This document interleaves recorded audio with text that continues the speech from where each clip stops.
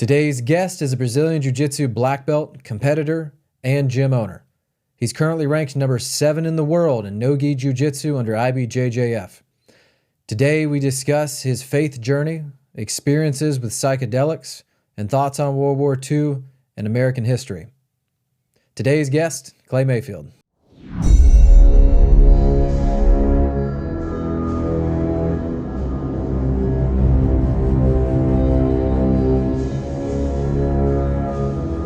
It was the IBJJF European? Yes, the NoGi European Championships. So on the IBJJF circuit, the professional circuit for Jiu-Jitsu, there are 4 main events called the Grand Slam events. You have the World Championships, you have the Pan Ams, the European Championships, and the Brazilian Nationals. And those 4 are the major events of the year. So this is one of those 4 Grand Slam events. Nice. So you placed in that? I did. So I took 3rd place in the absolute division. So in the all weight classes combined, I was the only American on the podium. It was Poland, Brazil, Finland, and then USA. Nice. So got to be on the podium for that. I took 5th place in my weight class. Last year I made it, or last event that I competed in the Europeans, I made the finals in my weight class, and this time I took 5th place. Came up against a pretty tough Polish dude in the semifinals. Man, yeah, they're pretty good on the leg locks. But I'll see him again at the World Championships here in 4 weeks. So since you placed, you get to go now to the World Championships. So the World Championships in Jiu-Jitsu, you don't have to place at certain events. If you have enough qualifying ranking points throughout the season, you can sign up for the events, and then the ranking points just seat the bracket. So So we finished out the Euros camp, went to Euros, came back, and get to make some slight tweaks and modifications from what happened at Euros, and just run through this last event of the year, which will be the NoGi World Championships in December. And now you're ranked number 7 now, right? Yes, sir. So in the world rankings, I'm number 7. Climbed the ladder a little bit this year. You just go to the coffee shop and be like, you know who I am? I rarely think about it. Just back in the training room, work a little harder. Nice, dude. That's awesome. So did you get nerves like flying? Because I hear a lot of people competing, like traveling all around the States, but not a lot of dudes I know go to Europe to compete. Well, it's in my blood. You know, my family's from Europe, so I enjoy traveling. I enjoy being in Europe a lot. And so when the way we run the gym and run our varsity team, we compete at certain events every year, like, for example, the Europeans or the World Championships. And then other events, we just pick which ones we will do or not do. And my philosophy is if we need to get competition matches, we could either do the Atlanta Open 4 times a year, or we can go compete in Dublin, or go compete in Spain, or go compete in Seattle and you know, Toronto, some of the places we've competed this last season. And so we budget for which trips we want to go on, and we often will make a training trip out of it. We'll bring the team for a few days before or after the event if we're going overseas. And we go to Europe several times a year, just so that we can stretch our legs a little bit. We can have matches against other opponents instead of seeing the same people in the same brackets in the States. Just assert your American dominance a little bit too. Just wave the flag around in foreign countries. We do the best we can. And then that way also the younger guys, traveling is my passion. And so I love being able to mix my passions of jiu-jitsu and seeing the world. And we get to take these younger guys and girls on the varsity team, which is our professional competition team. We get to take them across the world and get to stretch their legs a little bit, get to see places they might not see. So instead of just working in the training room and going to, you know, Indianapolis to compete, they get to go wake up in London or Dublin and get to, you know, see some sights, see some culture, explore the world a little bit. And when they're done competing, however far they take their career here, whether they win the World Championships or become the next big thing in jiu-jitsu, at some point they're going to move on from competing. They're going to open their own gyms. They're going to go become a lawyer or cardio, whatever they do in life.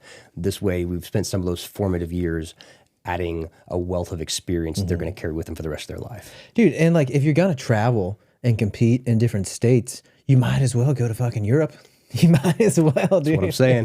That's what I'm saying. Man, and then it probably is so much easier to get everybody, like, that's the thing. Like, guys, we're going to fucking Europe at the end of the year. You better get your shit together. You better hustle. Like, we got to bring it in Europe. You know, they want to put their best foot forward. We've got one young man from our team that's in Thailand right now competing. The rest of us just got back from Rome. Oh, nice. We're going to Japan next year for the Asian Championships. And so, absolutely. Dude, that'll probably be easier because they're all, like, shorter and tinier out there. I don't know, they're pretty good throwing people. But, you know, it like I said, like you were saying, it kind of gives those guys something to look forward to. They get very excited about these trips. They look at what foods they want to eat or parts of the culture they want to explore when they go to these events overseas. And so as much as we love jiu-jitsu and wrestling, the grind in the training room day after day after day is a lot of hard work.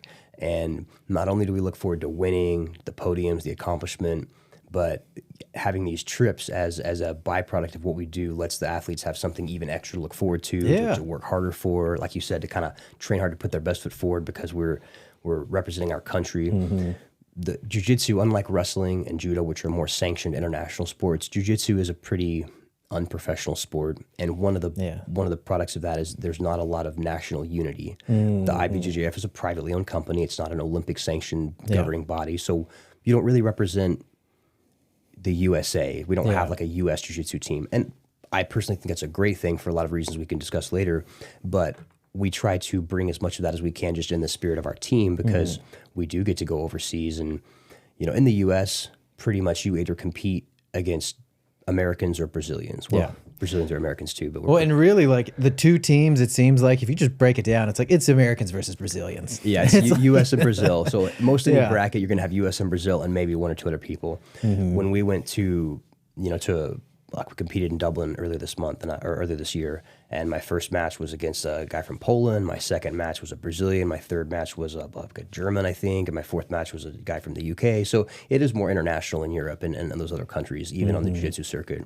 So we bring our American flag when we are at the top of the podium. We have to hold that flag up and kind of have some pride about representing our country. And so that's another cool thing that we try to instill with the athletes is when we get to travel internationally, we're representing the U.S. to the best of our ability, and it adds a little extra push to how we train for those events. Yeah, dude. And like what I found is like jiu-jitsu is so, you can go to any like town in America and you can pop into a jiu-jitsu gym and immediately have friends. Yeah. Like it's just like it's a hack. Even when you travel overseas, you can drop in anywhere to like a local jiu-jitsu gym, even if you don't speak the language. And if you're not a dickhead, you're like have friends immediately.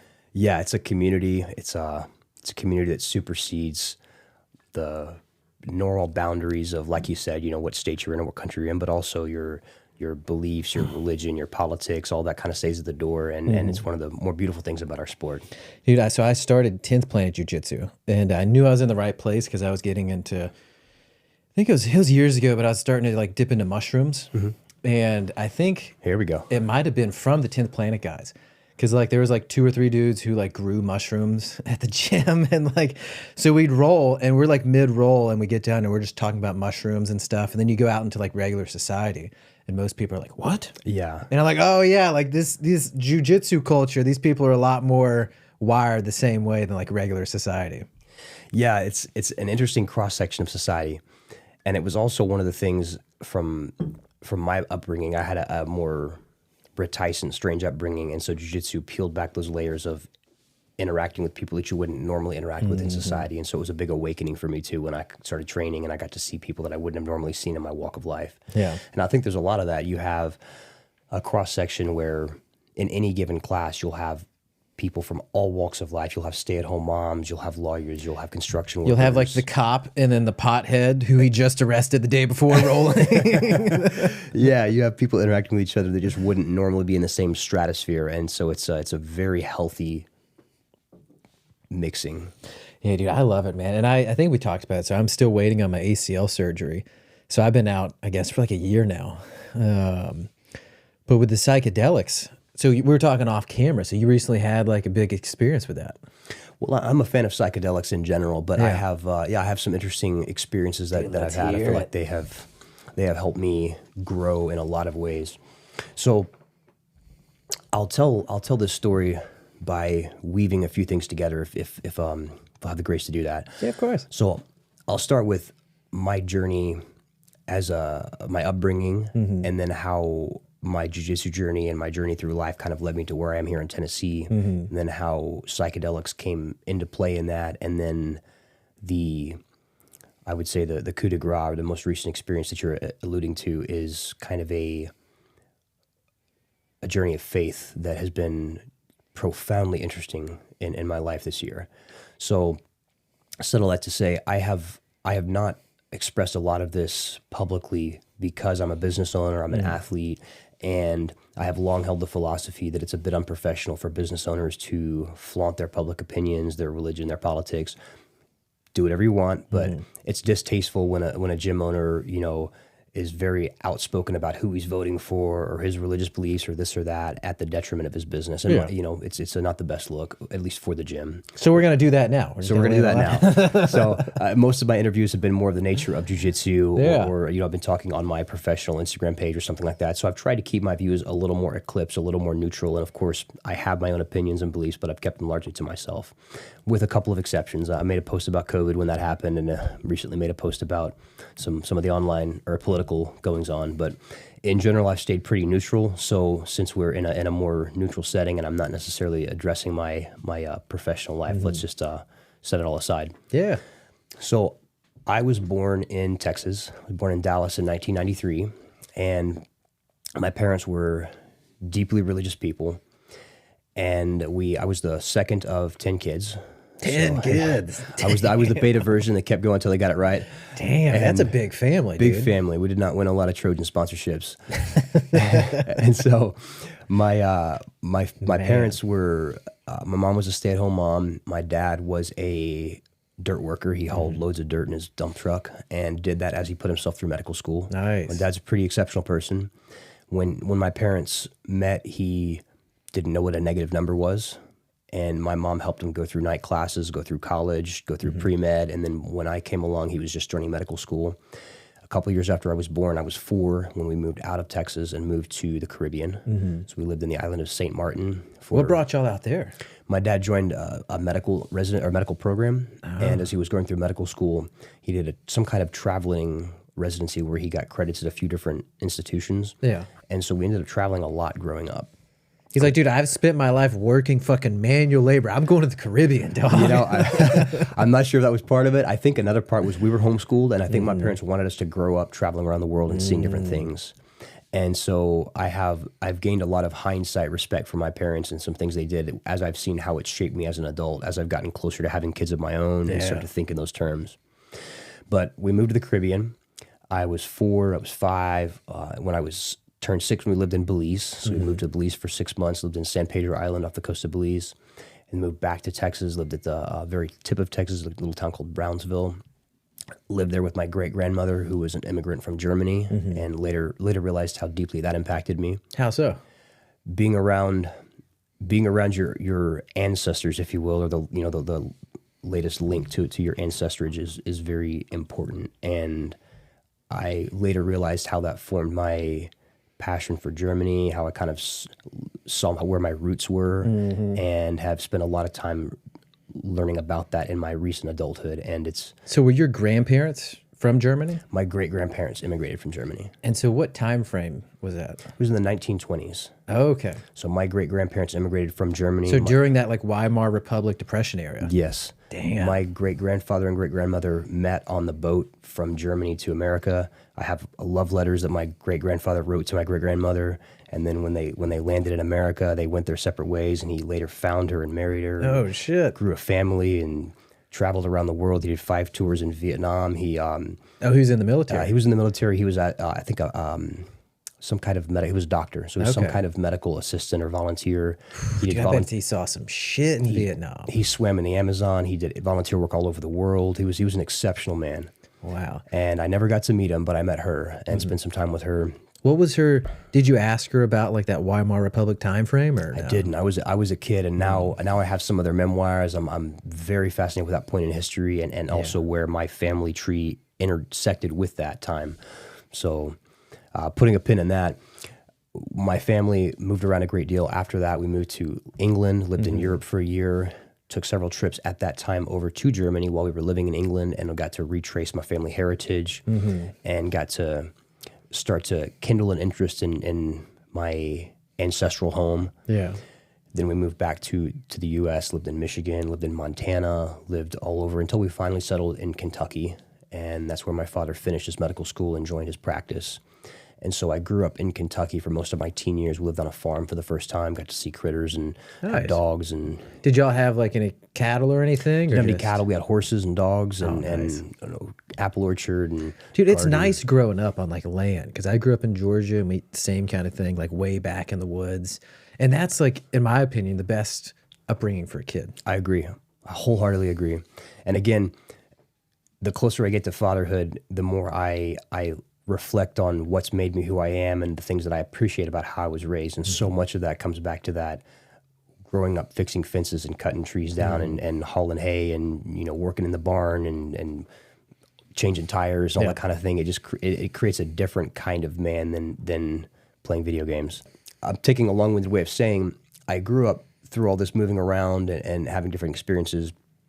My parents were deeply religious. We were homeschooled. We were never around other children. We were isolationist homeschooled. And for all their amazing things that they did, which I intend to give full credit for, some of the negative effects of the way that we were raised. We were raised in a quasi-religious cult, the Independent Fundamental Baptist Movement, which is the asshole of Christianity. So what is that? Is that the same thing as like is it the Hillsboro Baptist people? It's close. It's not those people that pick it outside and, you know, that's the Hillsboro. They pick it outside and say that, you know, the fags are going to hell and, you know, all this horrible stuff. It's about 2 levels from that. Oh, okay. Very Amish. We didn't have a TV in the house till I was 12. Really? So is it like actual Amish or just kind of like Amish adjacent? Yeah, it's Amish adjacent. That's a great way to put it. So I grew up Amish adjacent, bro. we learned to hate gay people. You know, the women could only wear skirts. You didn't hold hands until you were married. You know, you couldn't say the word penis. Like all this taught to body like, specifically penis. I mean, we were taught to shame our bodies. We were to be shameful of ourselves. I learned everything about sex from pornography.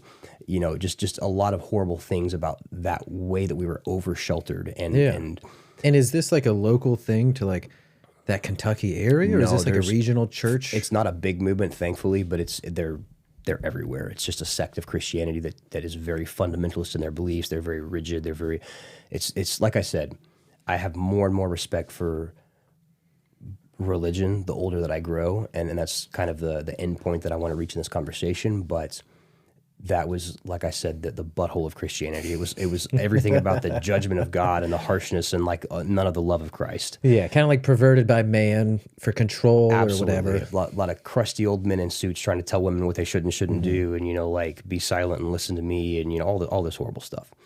And there were many great benefits of that I see as silver linings, you know, but the end result was that it drove me far away from wanting anything to do with that. Dude, and a lot of people have that. Like they say they grow up and like man or these institutions ruin religion for them or that relationship with Christ. And I didn't think I would ever fit that motif, because as you're growing up and you're hearing people say things like that, you think, well, that's not me. I have a different story. No one quite understands me, but that's exactly what happened. And so I turned, when I was 15, so in the middle of this, I was 14, 15, we were growing up on the farm, and we started doing jiu-jitsu. So we had never played any sports, never been a part of anything except the annual church softball game, you know, never been around other kids, never homeschooled, never been around other kids. The first time I set foot in a public school was in Germany when I was 16, and I was living spending the summer with my family over there. And how was that experience? It was interesting. You know, I had the veneer of judgment that You're like, look at all these nerds. Exactly. You know, I thought I was better than them. I didn't understand, and I just sat in the classroom with the teenager, you know, of the family that I was staying with, and just kind of like observed and you know, was doing my homework books. And so, were you doing like a study abroad, like you stay with a family, like a host family type thing? No. So we had family that we knew over there that we were distantly related to, removed cousins and so forth. So I stayed with a few different families in a few different towns throughout Germany, and just, I mean, it was an amazing trip that's impacted me to this day. But I didn't directly know the people I was staying with. It was just an opportunity to be able to stay in Europe and get to know German culture and our relatives a little bit. Yeah. So can you speak German? I can. Oh, nice.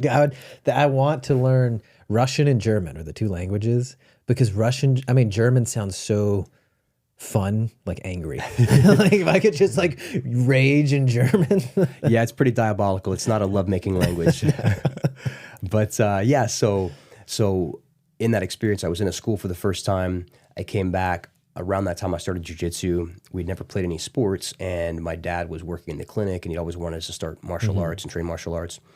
And my dad and mom actually met in Taekwondo class when they were kids. So martial arts has always been a little bit of in my blood a little bit. But my dad didn't want us to do karate or whatnot. He kind of wanted us to do something a little more effective. Yeah. And so even though we didn't know anything about anything, he knew that. And we found a jiu-jitsu gym. It ended up being a Hoist Gracie gym in Kentucky, one of the smaller towns out there. And it was about 45 minutes from the farm. So we were a ways away from anything out in the sticks. Yeah. And we would drive into town. We started when I was 15. We drive into town, do jiu-jitsu. I started doing everything else that the gym taught, some stick and knife fighting, some judo, some kickboxing, just a little bit of everything. And so 15, 16, 17, 18, I start training, start integrating in. As I start seeing this community that's outside the norm of what I've been sheltered around, it starts to shatter some of my perceptions. Yeah. There's that cliche that jiu-jitsu saved my life. I mean, jiu-jitsu didn't save my life, but it certainly woke me up to life outside of the cult. And so I remember being 17 years old or so, and one of the women that I trained was getting a divorce. And then all of a sudden, it wasn't some disembodied concept you talk about in church with a veneer of judgment. It was someone that I knew. And I was like, maybe she's not going to burn in hell. Maybe she's just... You like empathize, you can understand the situation a little better. It added color to it. Yeah. And then one of the young men that I started training with, who was also homeschooled and I had known for a couple of years, I found out long after the fact that he was gay. And I had been taught to hate this person and all this kind of thing. And he probably had a crush on you the whole time. He actually did. I think we went out for a date one time and I had no idea. So You're like, why are you paying for everything? Hey, thanks, man. This is so nice. Actually, exactly what happened. No way. But man, I forgot about that until this moment. Oh, man. Thank you for watching The Corey Alexander Show. If you like the content so far, make sure to subscribe and tell your friends about it and help share the message. But yeah, so it put color to these experiences. And so I started to wake up and see that life was not quite what I thought it was. And then I started to realize that I didn't actually believe these things. It was just what I'd been impressed on. And as I turned 18 and 19, I moved out of the house. I got my family moved to Texas, so we were kind of splitting, and I had the option. I could stay at home. So what spurred the move from Kentucky to Texas? My dad was a physician, and he joined the Air Force. Oh, nice. As a doctor, he was able to bend the rules for the mandatory retirement age or the age limit, so he got in a little bit older in life. And so he joined the Air Force. He went through Lackland, did a couple tours in Bagram, and then ended up getting out, and now he's back in Kentucky. Nice. But at that time, they were moving to Texas, and I was able to move with them, live at home, go to college, whatever, and kind of have an easy-peasy life for the next few years. Or I could move out. I had no savings. I was coaching jiu-jitsu full-time, so I was making no money at all. And, try to make it for myself. And I had just started to coach and learned how to teach and gone through the coaching program at the gym, and they were offering me a job. And so I was at this fork in the road. And I had just turned 19. I got an apartment within walking distance of the gym and tried to make it on my own.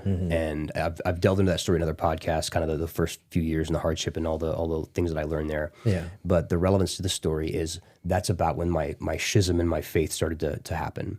I suddenly decided that I didn't believe the things my parents did. I didn't want to go to this church and, hear people tell me that I was sinful for skipping church to go to this jiu-jitsu seminar, which is one thing that happened. I'll choke you out, bro. What are you talking about? I mean, I remember the day I got my purple belt, I choked out the pastor in front of everybody. Almost.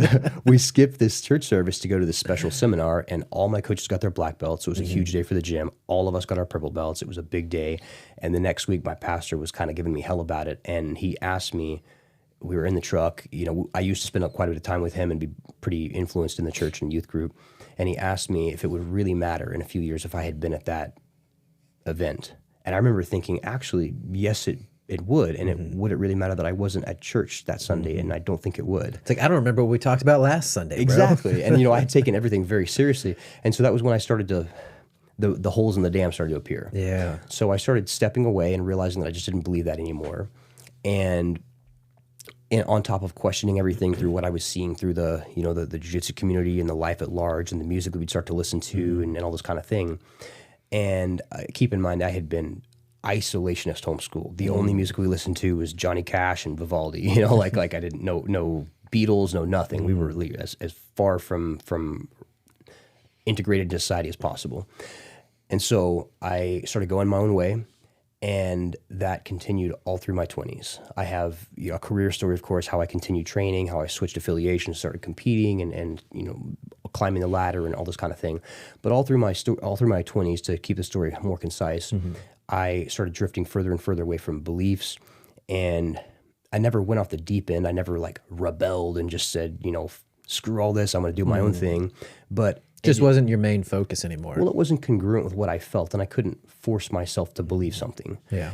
And I was very socially awkward. I had no idea how to interact with people. I was the kid that would wear his combat boots to, jiu-jitsu class and tuck his shirt into his blue jeans. And I would, in the beginning, I would sit on the edge of the mat and read my Bible and hope someone would come and ask me about the Lord, I'm glad you asked, son. Sit down. Which never happened, but often happened in my head. Yeah. So it was a trip. And so I started to try to unfuck myself from just all the weirdness that I'd been raised in. And I was just a lost soul. I've messed up several relationships because I had no idea what attracted girls. I had no idea how to be a man. I had no idea any of it. I was so weird. I was, so scrawny. I was trying to be a vegetarian. It was all kinds of weird stuff about the complete opposite of who I am today. Yeah. But I went way off in left field with the best intentions and with complete misguidedness. And that continued all through my 20s. When I was 25, I moved to Tennessee. So I moved here to Franklin in 2018. What spurred that move? Just more opportunity?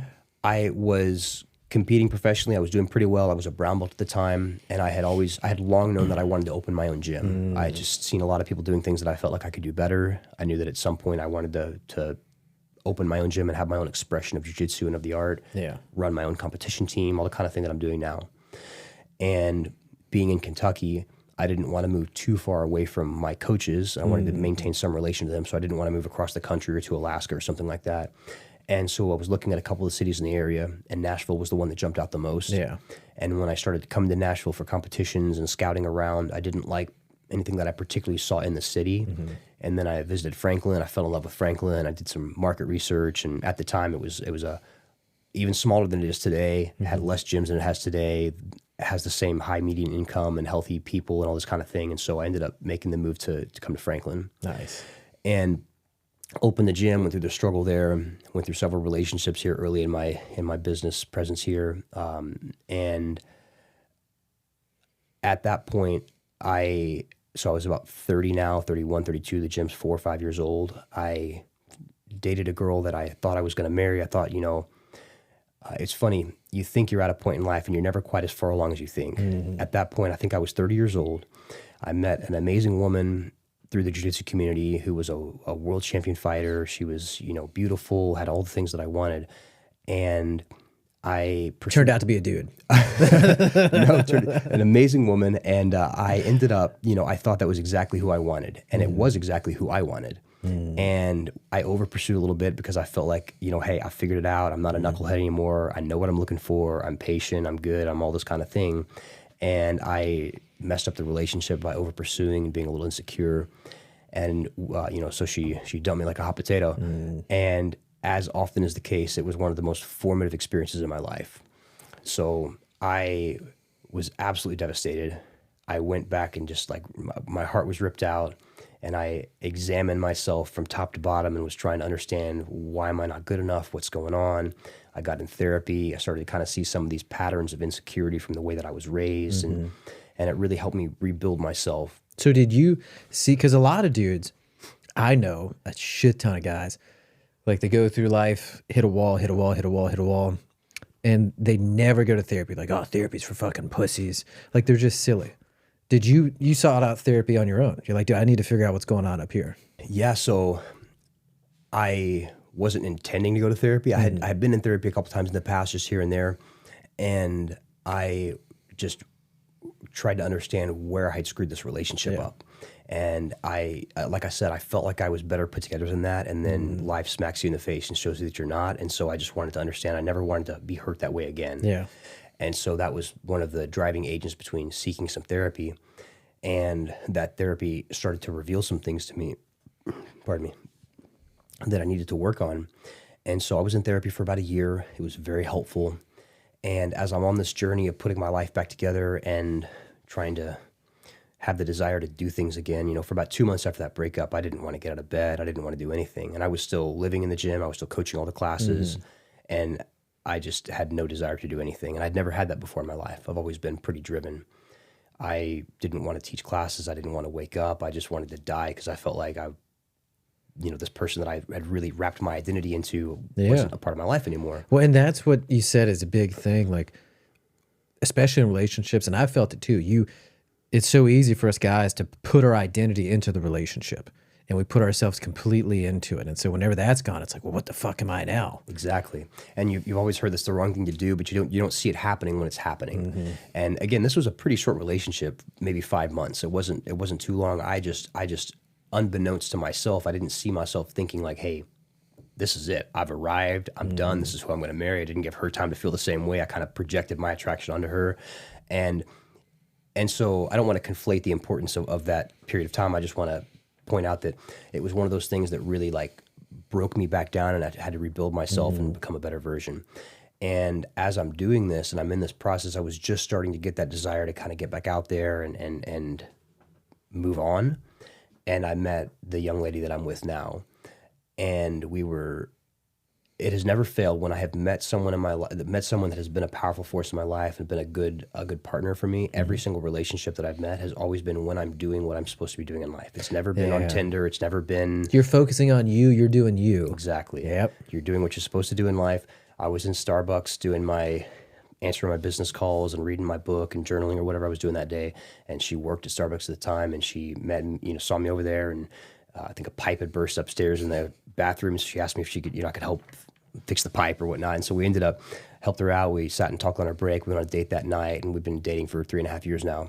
Nice. And so at that point in my life, I was starting to try and be more mature, try to be better put together. I wasn't trying to go around and, hook up with a bunch of girls. I was starting to become a little more centered, a little older.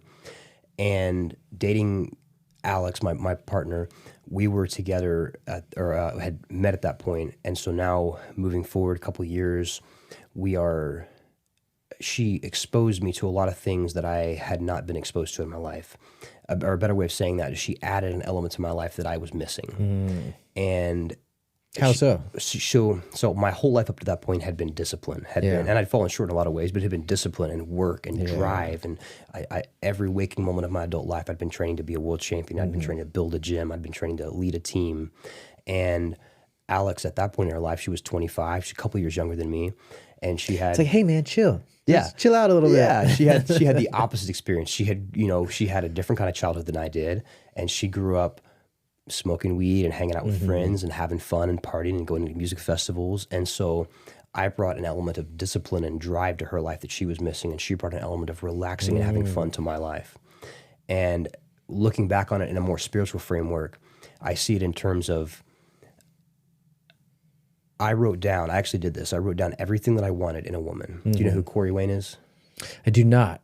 He's a relationship coach that I've learned a lot from. Okay. And one of the things he talks about is projecting things into your life. Yeah. And so I wrote down everything I wanted in a woman, down to what color her hair was, what weight class she competed in, because I wanted the jiu-jitsu girl. Like it's kind of laughable now, but everything I wanted, some things that I didn't want, and then I just focused on, hey, I'm going to build myself into the kind of man that woman deserves. And I project that in my life, and that was that previous relationship. Dude, I feel like that definitely works, especially if you focus on it. It does, but here's the kicker. It absolutely does. So I wrote my list of this is the woman that I want, and God said, all right, bet. And that was the first girl that I was mentioning, and so I found this girl that was exactly what I wanted, and I feel like... It's what you wanted, but not what you needed. Yeah, I feel like God said, all right, that's what you want, I'm going to give it to you, and watch, it's not what you need. And then Alex, the lady that I'm with now... So up until this point, had you done any psychedelics? I hadn't. Okay. I hadn't. So that's part of what my current relationship kind of, exposed me to. So with my current partner, it was like I would not have known how to pray for the woman that she is to bring into my life, because I didn't know it's what I needed. I wanted someone who matched my energy in jiu-jitsu and, was an athlete and this and that and blah, blah, blah, and all the things that I thought were important to me. And I feel like God was like, hey, that's not what you need. You think it's what you need? Take it and see. Yeah. Come back to me. It's like, you don't need another clay. We don't need to make an identical clay. We need the exact opposite. Exactly. And it's such a beautiful thing to look back on. And so, to delve into the psychedelic part, one of the things that I had never touched were drugs and alcohol. I would have a drink from time to time, but I was never interested in drinking, doing drugs, anything like that. I was purely single-mindedly focused on what I thought was my greatest, highest purpose in life. Which is gay porn. I'm going to say no, just because I don't want to laugh and leave that open-ended there, but no, not a strong passion of mine. No. But so with so I was coming to this phase where I had had my heart broken, I was trying to become a new man, and I met this girl who was very fun and lighthearted. We had a lot of fun talking, and we just kind of got to know each other for 3 months before we started dating. And then now we're dating, and I started to see she smoked some weed. It's like, hey, I wasn't judgmental, no big deal. I guess I was a little bit. I was kind of an asshole, but I didn't understand it. And so maybe 6 months in, she asked me if I want to smoke a little weed. I said no the first couple of times, and then I try it. I'm like, whoa. Like, I guess I can try it one time and not affect my training too much. And it, I took like a little hit. I think the first time she like smoked and like breathed a little bit in my mouth, and I like, whoa, still knocked my socks off. I was like, holy shit, that's something else. I was laying there. I think the first time I ever smoked weed, she puffed a little bit with me, and we were watching Stranger Things. And I remember laying there thinking like, whoa, this plot's so good. and it's so funny to look back on. Anyone that smokes knows like those first couple months of smoking weed, you never get that same powerful effect again. And you always kind of want it. But so I started smoking a little bit here and there, maybe once a month, a couple times a month. And it was crazy. Food tasted better. Sex was incredible. Have you heard about the high rollers? Oh yeah, the jiu-jitsu codes. Oh, dude, I've seen those guys. They'll like smoke an entire like fat blunt and then go out there and compete at like the craziest level. Yeah, I don't mix drugs with jiu-jitsu, but I can't imagine. I would like, I'd be like, dude, let's just go eat a sandwich. Yeah, it's not a performance enhancing drug. No. But so I started smoking a little bit of weed, and I was amazed at all the things. It was so pleasurable on so many levels. And then because I had this modality of work and discipline, and like it had led me to where I was in life, but it also I had never learned how to have fun, and I was kind of socially a little weird even at this point. I mean, I knew how to hold conversations and run a business, but I just wasn't the kind of guy everyone would hang out with, Yeah. And so I started smoking weed, started having a lot of fun, and she and I are hanging out more and more, and you want to do a little more, and you want to do a little more, and so I didn't become like a full-on pothead, but I was smoking a lot of weed compared to someone that was like training full-time and doing jiu-jitsu. And this is in the last 3 years. So I'd say a couple of years ago, I started smoking a little more weed than I should have. It started affecting my jiu-jitsu a little bit. And it started to... it was your cardio, your mindset, or your routine? My mindset, I wasn't doing quite as good of a job running the gym as I could have. It was affecting my cardio a little bit. But most of all, it was just I had my order of priority of my pleasure was a little superseding my purpose in life. Just indulging a little bit. Yeah. And completely understandable. Something can be understandable without being acceptable. Yeah. But I don't look at it as a bad thing. I look at it as a step in the journey. And the next step of that was one of the blessings of weed. People say weed is not a gateway drug. It is absolutely a gateway drug. That's a good thing. I think it can be a gateway to good times. Yeah, it's a gateway drug. And so it took me a little while to tether weed to the right place in my life. I don't smoke very much now. If I finish a hard training camp, it's it's fun to kick back for a couple of days or whatever, but it has its time and place, and it is not a drug for people that want to perform high in life. Yeah. And I have a lot of thoughts on it and where its place in society is and the deleterious effects it has on our youth today and that kind of thing. Well, I mean, it's like drinking too. Like, I don't drink, but with weed, if you do it intentionally, it's like, hey man, I got nothing to do. We're going to kick back. We're going to X, Y, Z. But then when you get into it, like with nicotine or something, you do it a little bit disciplined or routinely, and then before you know it, you're doing it like 5 times a day every day. Yeah. And people that don't know themselves, that don't understand their inner workings, their processes and their triggers, it's easy to take something like that and then you become numbed to your potential. You lack that drive to be better. And I think it's one of the most nefarious and worst things that's happened in our society. But like anything, it's too much of a good thing. I think God made weed just like God made anything else. And I think it can be a great pleasure in life and a great blessing, but it's a two-edged sword. And people that don't understand themselves and how to balance their virtues and their vices can dive too far into that. Especially young kids, man. I've seen so many guys, like you said, they don't know themselves yet. They don't have that routine. They get into it when they're in high school and they just go off the rails. Yeah. Yeah, it's a sad thing to see. I definitely took that, a little too far, and it took me a while to rein that in and kind of find the right balance in my life. And one reason for that is that I think when you make something taboo, like I did that to myself, like, hey, I shouldn't do that. That's, it's not a part of my life, that you put the taboo becomes something you want to pursue. Like when you tell kids that like alcohol is bad, well, they want to fucking drink, When you tell them, I want to be bad. Yeah. If you tell your little kid, hey, this is a grown-up drink, you can't have it, but like, here's a sip, and a little little, your 10-year-old takes a sip of beer. Look, maybe I'll eat these words. I'm not a parent. I don't know. But, it seems like a better way to parent is to not make that forbidden fruit element to it. Well, I remember take a sip of beer and like, oh, it's nasty. They don't want to do it anymore. It's different than making it something they want to do because they're not supposed to do. Or when you make it cool, dude. I remember like my first memories as like a young kid was like, we used to watch wrestling with my stepdad or my dad. And you see Stone Cold Steve Austin out there just cracking beers and pouring beers all over his face. And you're like 8 years old. Like, that's fucking cool. Yeah, I want to do that. Well, so gateway drug.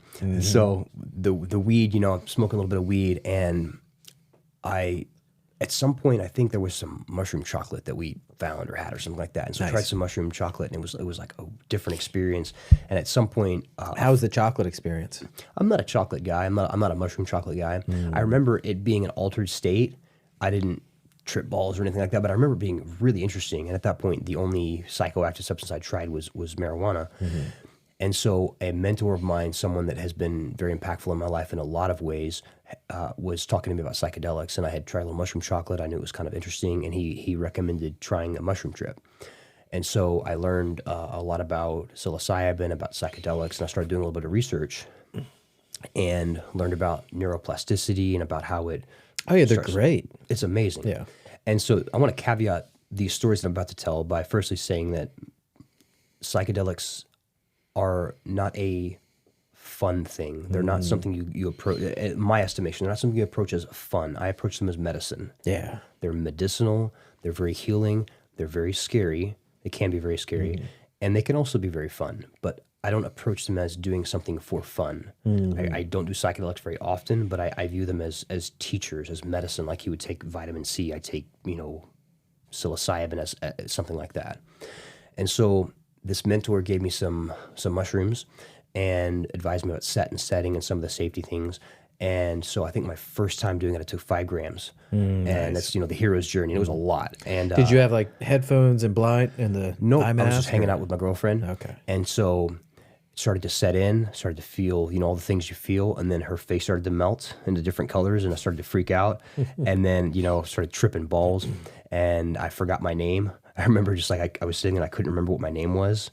And, had some profound experiences, and it really changed my perception about psychedelics. And what was that trip? Because that's your first mushroom trip. So my first mushroom trip, after it sets in about 45 minutes to an hour, as things started to melt and change forms, and then it kind of settled into what I was perceiving.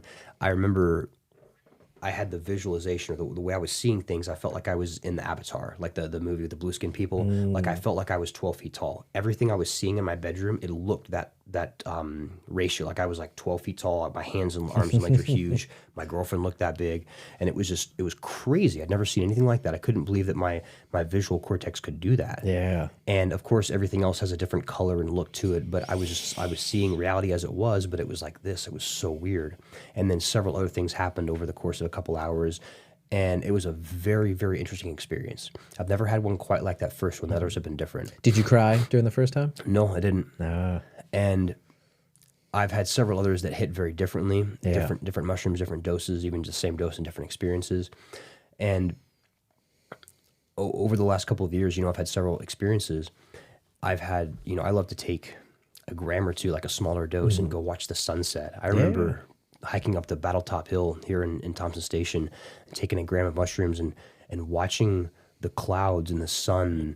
It was the most beautiful sunset I've ever seen in my life. And it's the same sunset that happens every night. And I've never seen it like that. It's like you've never observed reality until you've seen it on psychedelics. And it makes you just so much more, at least what I've experienced, like you're so much more present, grateful, and you're just like, you could sit there for 4 hours at that sunset, just be like, this is fucking great. It's unbelievable. By yourself, just staring at the sunset. I was in Morocco last year, and I took some mushrooms and went and watched the market of Marrakesh. What's that? It's one of the markets, if you've seen like Black Hawk Down, the Mogadishu market, it's that kind of thing. It's just like an unbelievable morass of people moving around, and the cars zipping and weaving through people, and scooters and camels, and everyone selling their little bins of all it's a Moroccan market. It's all the sensory overload that you can imagine. And I remember taking a gram of mushrooms and walking through that with Alex, and just your eyes start to widen. You just can't take in that much reality. Everything is brighter. Everything is more vivid. Everything is more intense. And it's almost like you get this perception of this is going on all around me and I don't see it. It's like it opens your eyes to what reality is. And I've also taken mushrooms and felt, deep, scary thoughts, and you start to touch on parts of your psyche that it's not something to play around with. It's something to understand and to revere and to approach the right way. But through a couple of these experiences, I also noticed profound impacts on my development as a person. And I don't do this very often, but in that first period, I did 3 or 4 trips. And I remember sometimes I noticed the benefits afterwards, not during the trip, but when I wake up the next day or, in the coming days. I remember having dinner with Alex, and we were talking after one of these mushroom experiences. I was talking about my parents, and there were many darker elements of the childhood that we didn't discuss earlier that have driven a wedge between my family and I. We're not particularly close at this point. Something that I'm trying to repair. And I just started remembering how we used to sit in a family circle and read as children. We didn't have a TV, and we'd all sit on mom's lap and read books, and the little girls would try to sit closest to mom, and like all this warmth and happiness. And I just started to weep and remember these memories that I'd repressed under all these layers of hatred and pain. And the mushrooms just helped unlock these memories I'd buried for my whole adult life. And I have so many stories like that. Mushrooms have given me perspective and helped me see things from a different viewpoint because I was locked into my view, and they help unlock that neuroplasticity and help your neurons make different connections with different parts of your brain that don't normally communicate. And so I look at psilocybin in particular as one of the greatest teachers that I've had in my life. Yeah. And I enjoy microdosing mushrooms, like very, very small amounts where you can't really feel what you're not tripping, you can barely feel it. But I'll take some of those sometime, and that has completely dissolved competition anxiety. So how do you think from those first trips it changed you as a person? Like your mindset, how you interact with life now, like Clay before and Clay after? I would say what I said a moment ago. I think mushrooms have given me perspective. Yeah. And another way of saying it would be wisdom. And they've helped me unlock things where I've been crystallized into one viewpoint or only able to see from my perspective. They've helped me a lot with my relationship where I've been stubborn and only able to see things from my vantage point. And then suddenly after an experience like that, I think, oh, I get it now. I was being kind of a knucklehead. Yeah, and it makes you just more loving. Dude, I've been trying to get my parents to do mushrooms for like 5 years now. I'm like, I keep joking with them. I'm like, one day I'm just going to like sneak mushrooms in y'all's drinks because they're both the first responders. And so they, like everybody to do that job, you have to wall up all that stuff. And I feel like when you get that walled up for so long, or you're born in your childhood, things like that, myself included, mushrooms are really, you can go to talk therapy, but like before my psychedelics, I'd go to therapy, and I vividly remember sitting there and I'm like, this lady's so fucking stupid. I'm not going to talk to her about anything. This is a waste of time. And she's like, asking me questions. I'm like, yep. Yeah. And it was so dumb. And then, it was like, I needed that psychedelic experience to crack that kind of ego wall. Yeah. To be able to like, oh shit, like there's all this other stuff hidden behind this wall. I'll tell you what did that for me to a greater degree than mushrooms. And it's worth mentioning while we're having this conversation about drugs, I'm sure some young people are going to hear this conversation between us. And it's worth saying that, firstly, I think it's to our great detriment that we pigeonhole all substances as drugs. Like that's one of the limitations of the very fundamentalist approach that I took. Like my parents would, the way that I was raised, the mentors in my life and the people in my real life would say like, oh, drugs are bad, blah, blah, blah. But I'm sure you've looked into it, like that 60s and 70s period where they put psychedelics as like a Schedule I drug. Oh, absolutely. And before that, they were researching it. They were seeing all of these benefits, but then it got banned. Oh, it's nefarious. It's nefarious. And it goes deep into our conversation. Maybe we'll have to have a podcast number 2. Yeah. There's a whole other rabbit hole we can go down there. But,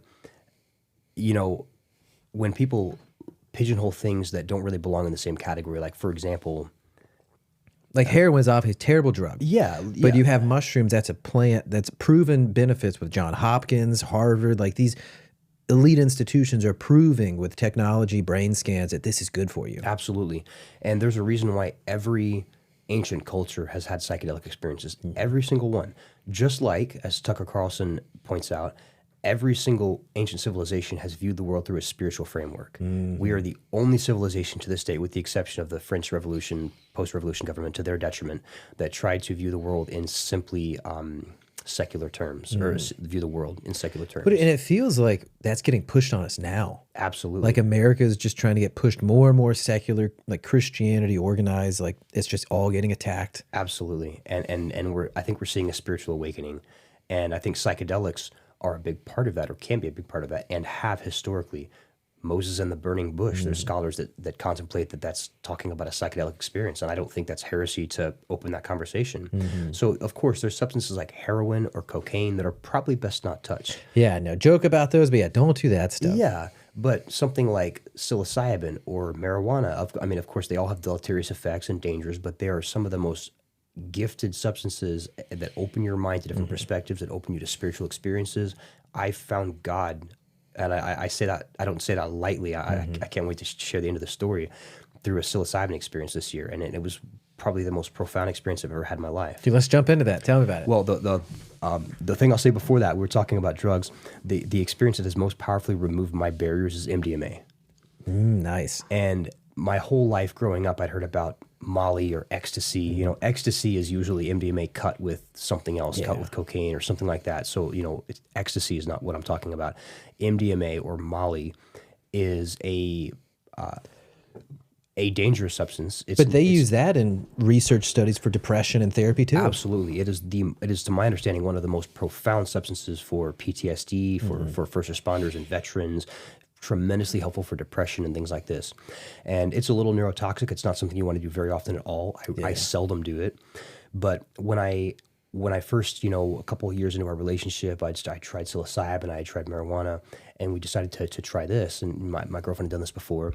And in my perception, okay, we take Molly, we're gonna screw all night. You know, like it's a party drug, you know, best sex ever, whatever's what I always heard.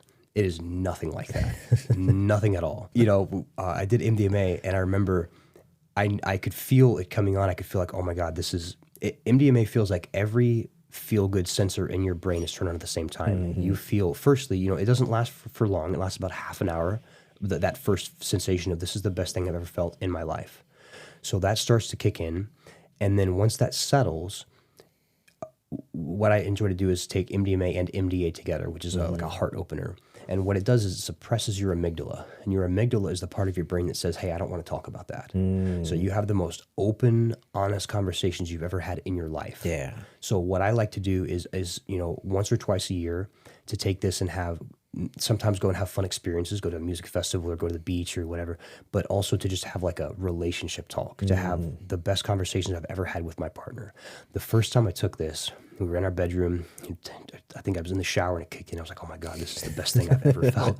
And then we're getting ready to have a movie on, have some food, we're chilling, you know, having good talks. And I can feel it start to kick in. I know I'm going to want to talk about things. And I wrote down in my notes, I had my phone open, I wrote my notes. I was writing in German so that my girl couldn't read it. Oh, nice. Smart. Smart. I was like, do not talk about marriage. Do not talk about marriage. Because, you know, we were getting very serious about each other, but we hadn't, you know, you know, we're not engaged yet.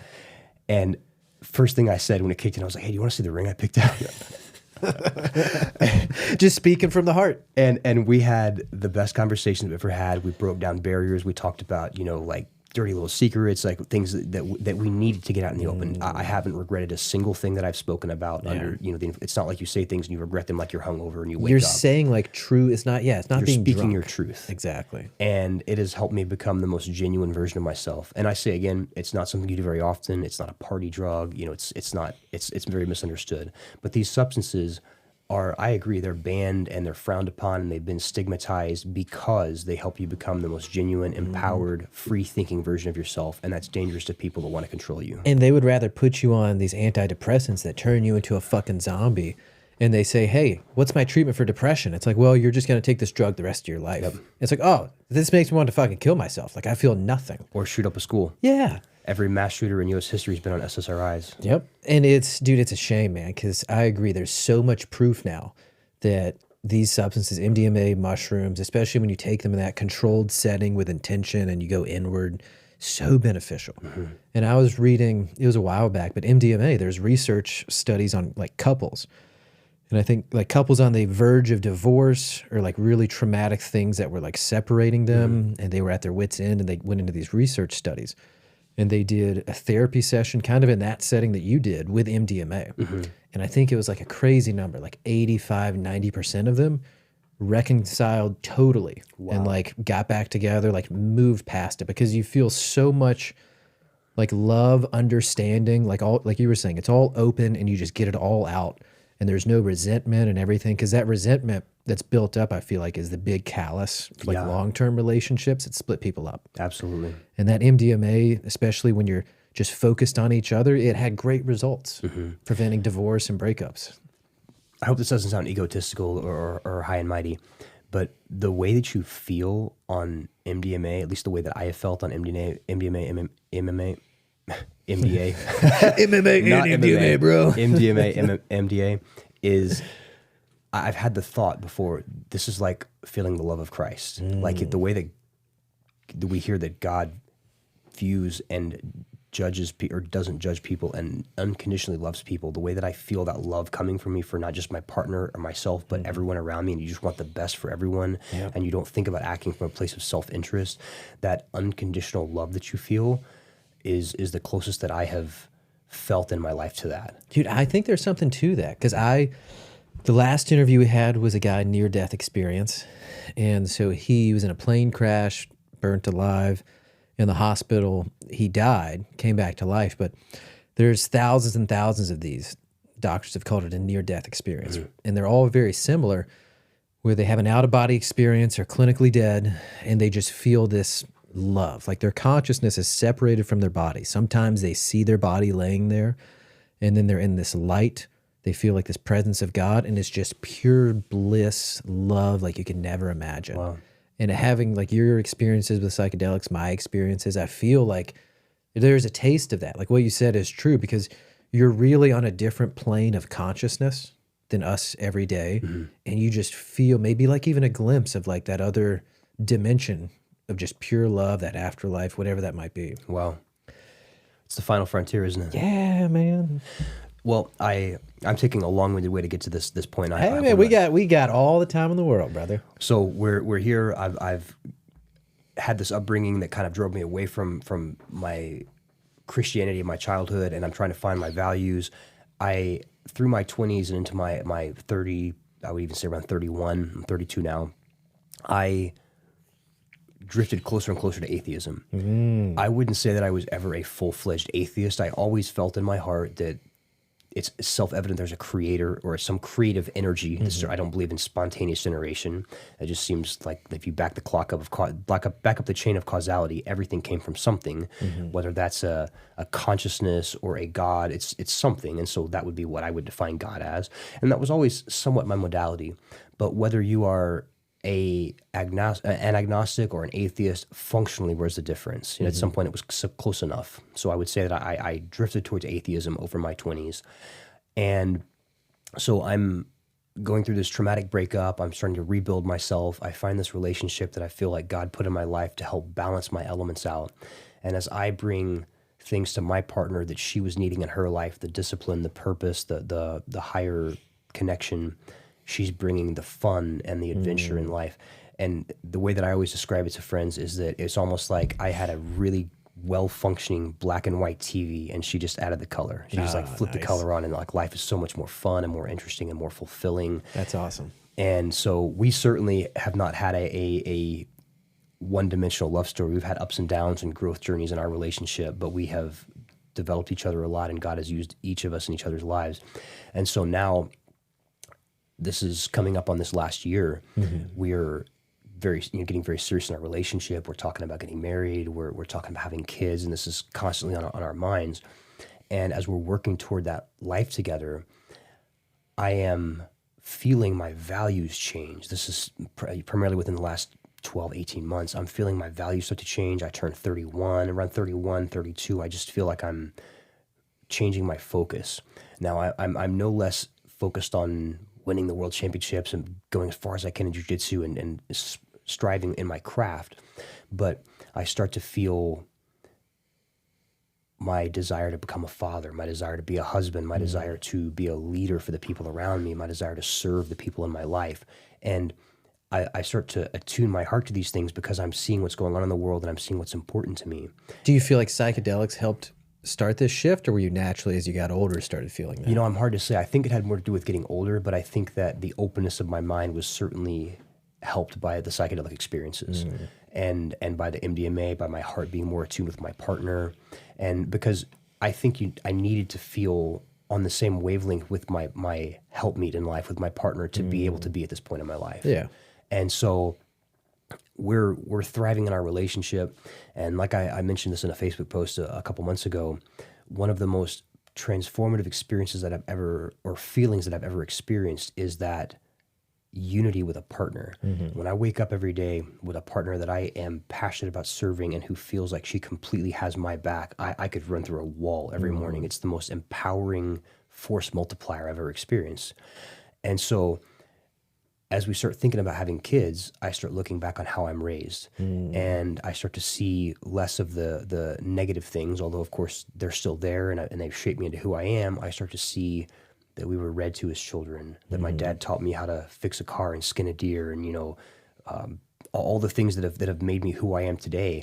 And I start to become grateful for how I'm raised, because I see that so many of the things they did are what I want to do with my children. And I start to care about setting a good example for my lady, and being someone that she can look up to and respect, and being someone that my employees can look up to. And I start to realize all the times that I've made mistakes in my life, or I've been thinking with the wrong head, or I've been, thinking about my self-served interests and not serving the people around me. And I start to become convicted about becoming a better person. And that starts to lead me thinking inward. And so I start to wonder, is there something more to these beliefs that I've stepped away from? Maybe I threw the baby out with the bathwater. Yeah. And I start praying a little bit.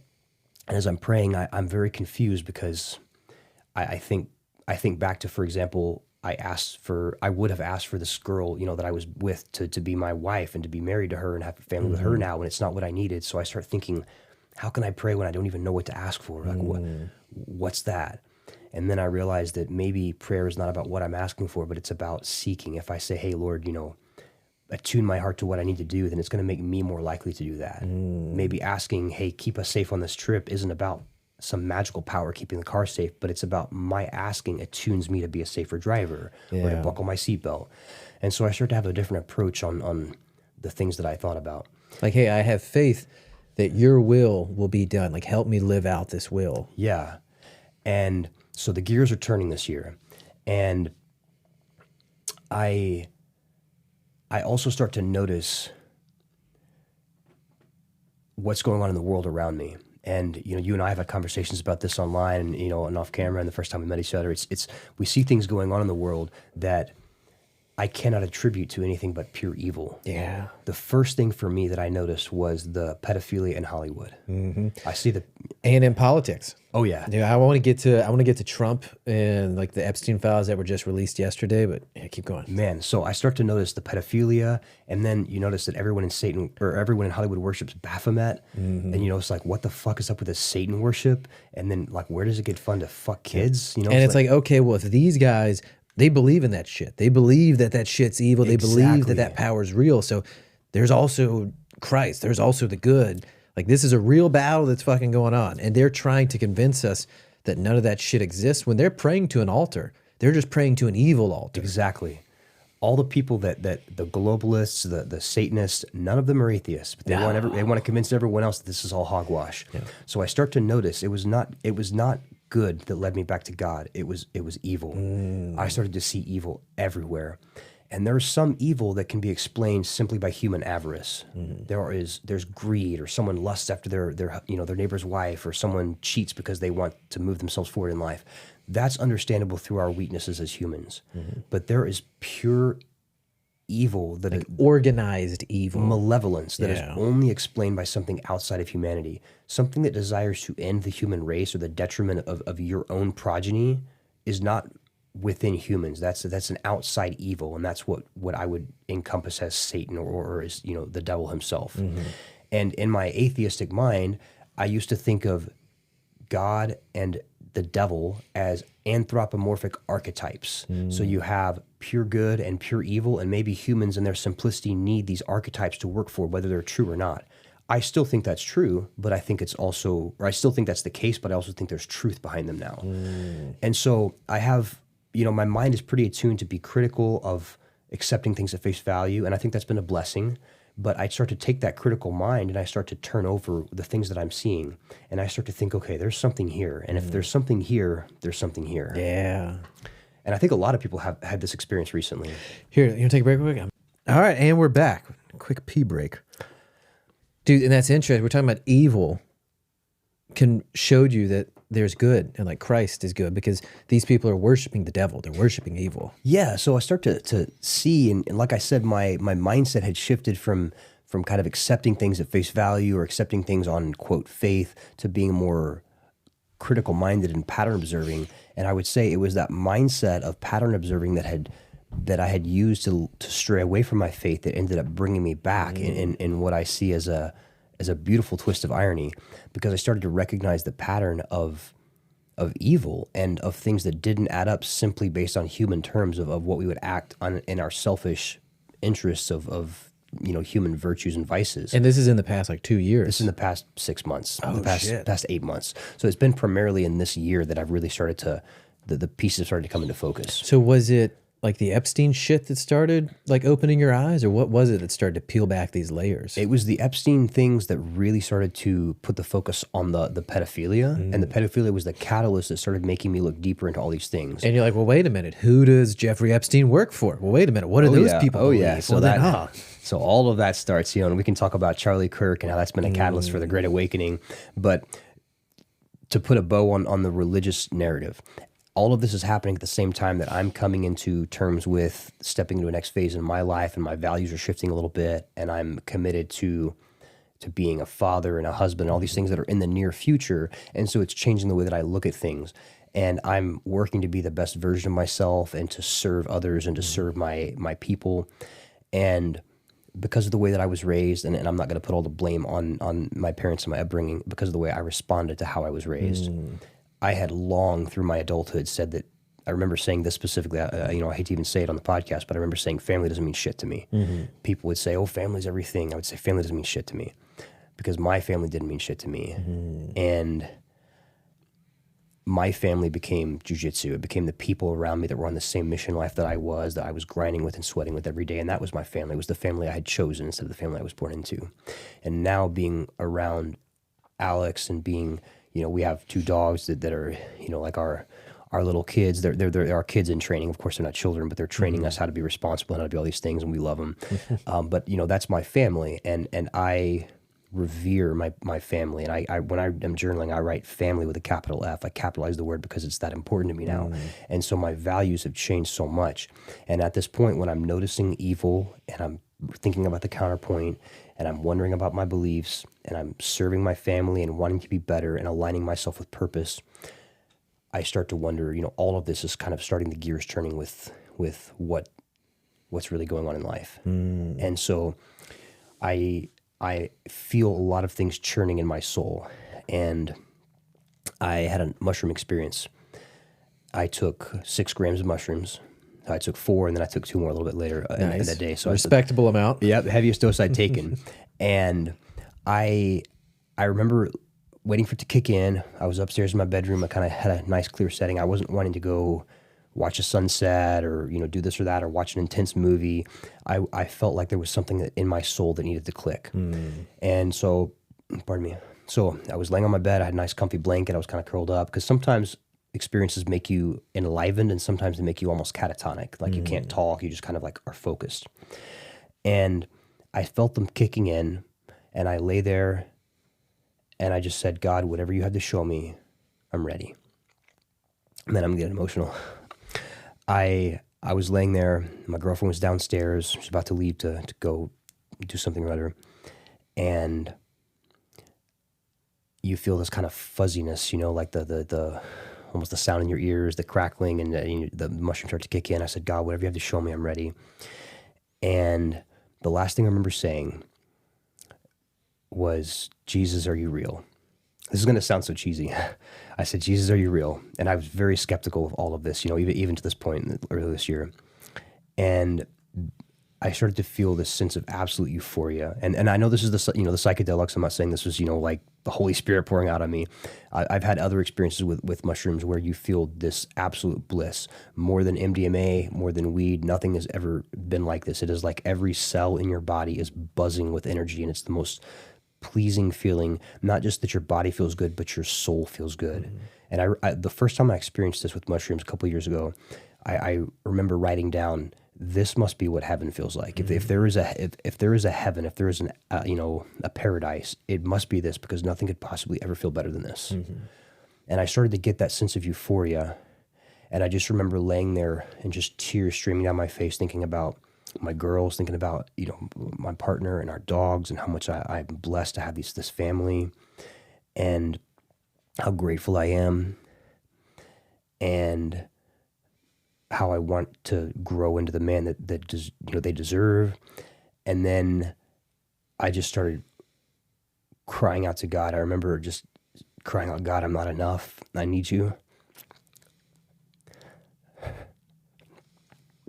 And it was a conviction that I was at a point where I felt like I have my life together, and I'm trying the best that I can, and I'm just not enough. Yeah.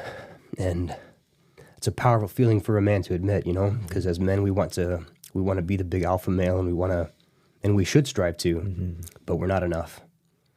And that experience went on for hours, and it was the most profound experience that I've ever had. And I intend to write about it soon, and in my blog, and release some of the things that I feel are powerful, that deserve to be shared, and others are just for me.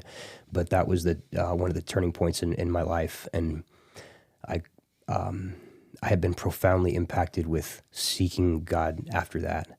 And there's so much that I don't know. There's so much about the narrative. I'm not certain about hell. I'm not certain about sin. I'm not certain about the afterlife. But I know without a doubt that, to me, I felt a connection with God. I felt God speak to me. I felt things that I can't explain away. And I can never convince someone else of that. That's why, you always hear that spirituality is personal, that God is personal. You can't logic or convince something. And I've always kind of thought that was stupid, or my atheistic brain kind of diminuted that as religious ramblings, but I understand it now. God's not in churches. God's here, and God's here. And that was the turning point in my life. Man, that's amazing. And they make that shit illegal for people. It's criminal, isn't it? It is, it's man. Something else. People are killing themselves because they can't find any connection or peace or self-reflection. And then you're able to have that experience. When I believe in rendering under Caesar that which is Caesar's, but when the powers that be are telling you that it's okay to sacrifice children and mutilate little children, but you can't take a substance that opens your spiritual connection to creation and to the Creator, then maybe they can go fuck themselves. Yeah. Especially if all of you guys are coming out that you're all fucking kids. Yeah. With these Epstein files, I'm not listening to any of you. Yeah. Dude, that's amazing, man. And I'm so happy for you that you had that experience. Well, I appreciate you giving me a platform to share it, and like I said, I have not been vocal about my spirituality and my political views and my values. Not that I don't think that's important, but I serve people of all stripes and all faiths, and I want to continue to have my business feel open to people that don't share my values. I think that's important, and so I really appreciate this platform. Yeah. One of the things that I became convicted of in that experience, and carrying far past that, because something, as you know, with psychedelics, it's very profound. And this was about 6-8 months ago? This was about 2 months ago. 2 months ago. Yeah, this was one of my most recent experiences, and one of the things that's profound about psychedelics is it's not like smoking weed or drinking alcohol, where the experience is fun in the moment, but it's gone the next day. The things that you experience and the perspectives that you experience when you're in psychedelics are long lasting. It changes the chemistry of your brain in a profound way. And one of the things that I felt deeply, as I was going through that experience, Alex came in and we shared some moments, and I remember telling her, I know exactly what I'm put on this earth to do. I know what I'm here for now. I'm not sure if it was Socrates or Aristotle. One of the great minds said that the two most important days in a man's life are the day he's born and the day he realizes why. And I felt that, you know, with my gym, jiu-jitsu is not the most important thing in the world, of course not, but it's my vehicle for self-development. It's been my journey. But the team that I lead, the culture that I have, the people that I serve, that's my flock. Yeah. And I'm good at it because God has given me the tools to be good at it. I'm good at the business. I'm good at jiu-jitsu. I'm good at teaching. I'm good at being a leader. I'm not great at any of those things, and I work on all of them, but I have a natural proclivity toward it.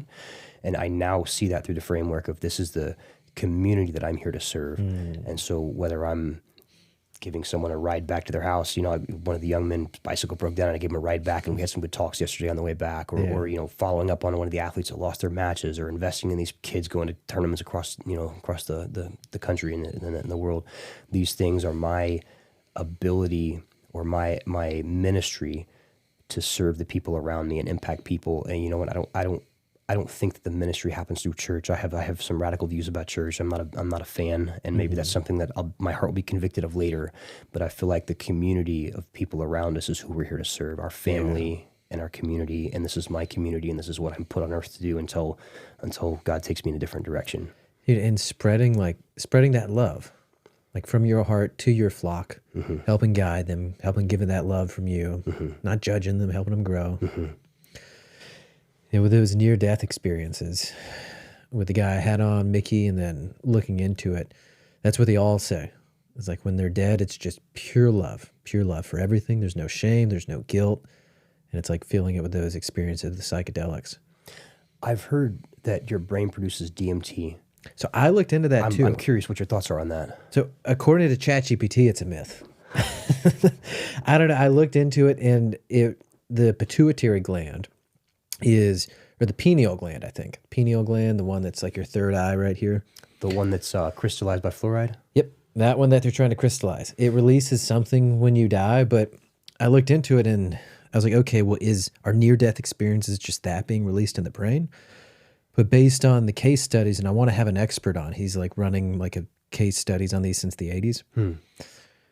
These people, whenever they're clinically dead, it's not this like just pure love experience. They're having a conscious experience where they can see things that are happening, like say in the emergency room. And so after they come back, they can describe who was doing what. I've heard that. Yeah, or like people there was one case where I think a woman got like kicked off of a horse and she died, or clinically dead out there. The horse came back and they got back to her, did CPR, and they were able to shock her, get her back. But during that time frame, her consciousness, when she had that near-death experience, she was able to tell them what they were all doing at the barn, like almost a mile away. Wow. And so I think with these experiences, it's the pure love, it's being in this other dimension, but because they're also having this conscious awareness outside of their body, outside of their brain, that science can't fully explain it, and the brain chemistry can't fully explain it, so it's really an unknown about why this happens.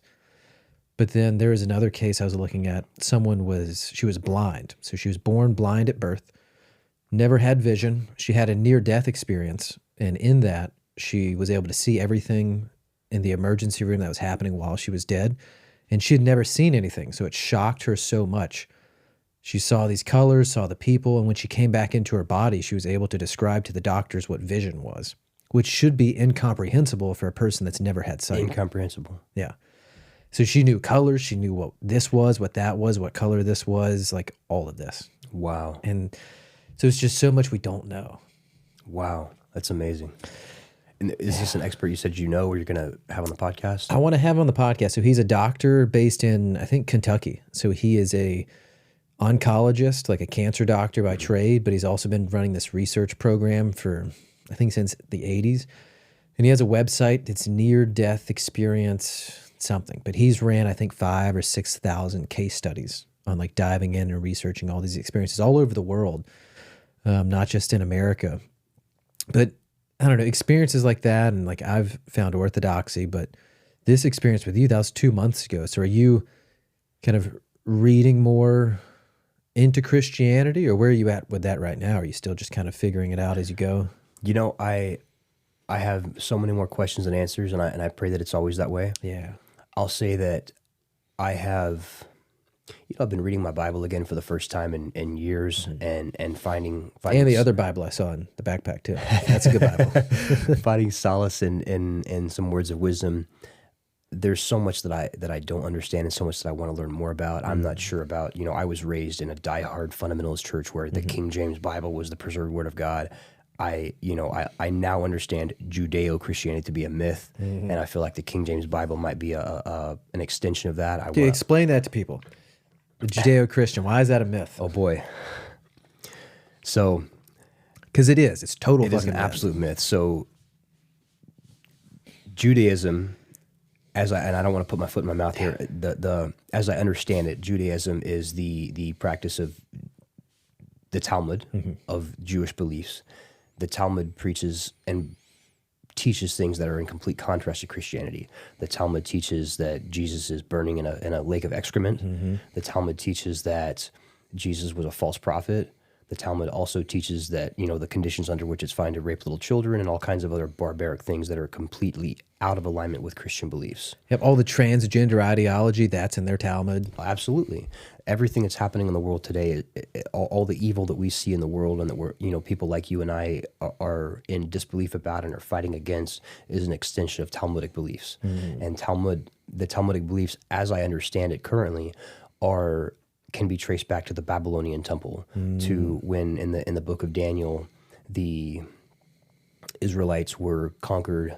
I believe Solomon and the preceding kings had fled, God's will, and so on and so forth, as the Bible story goes. And so they were conquered by the Babylonians. They were led captive to the Babylonian court, and in the Babylonian court, they came under the influence of the necromancers and the religions that were influenced in that area. And the Talmudic ritual, Kabbalistic beliefs were basically what we now know as I'm tripping on my words here. Judaistic mysticism or Kabbalah. Yeah. And the Kabbalah, which is intertwined with the Masonic beliefs and all these kind of secret societies and so forth, it's all mysticism from the ancient Babylonians, the spirit worship, the worship of Moloch, which of course is Satan. And that traces itself back to the Canaanite beliefs, the child sacrifice, Moloch, or in many of the Book of Judges and so forth, it's called Baal, but they're all talking about the same person. It's all the devil. And so all the Baphomet, Baal, Moloch, it's all the same thing. And that's the core belief of the Talmud. And the Talmud is basically like, it's the most bizarre hoodwink that I've ever seen in human history. It's not the Jews. The Jews, the actual descendants of Abraham, have nothing to do with the Zionism of today. They are the Ashkenazi Jews that are not ethnically Jewish at all. They've revived this language of Hebrew that, Jesus spoke in Aramaic. The Bible's written in Aramaic and Greek. It's not written in Hebrew. And I might be set correct by a scholar. I don't want to speak out of turn here, but this is all as I understand it. And so I say all that to say these Talmudic satanic beliefs have nothing to do with Christianity. No. And they've been bastardized to amalgamate together.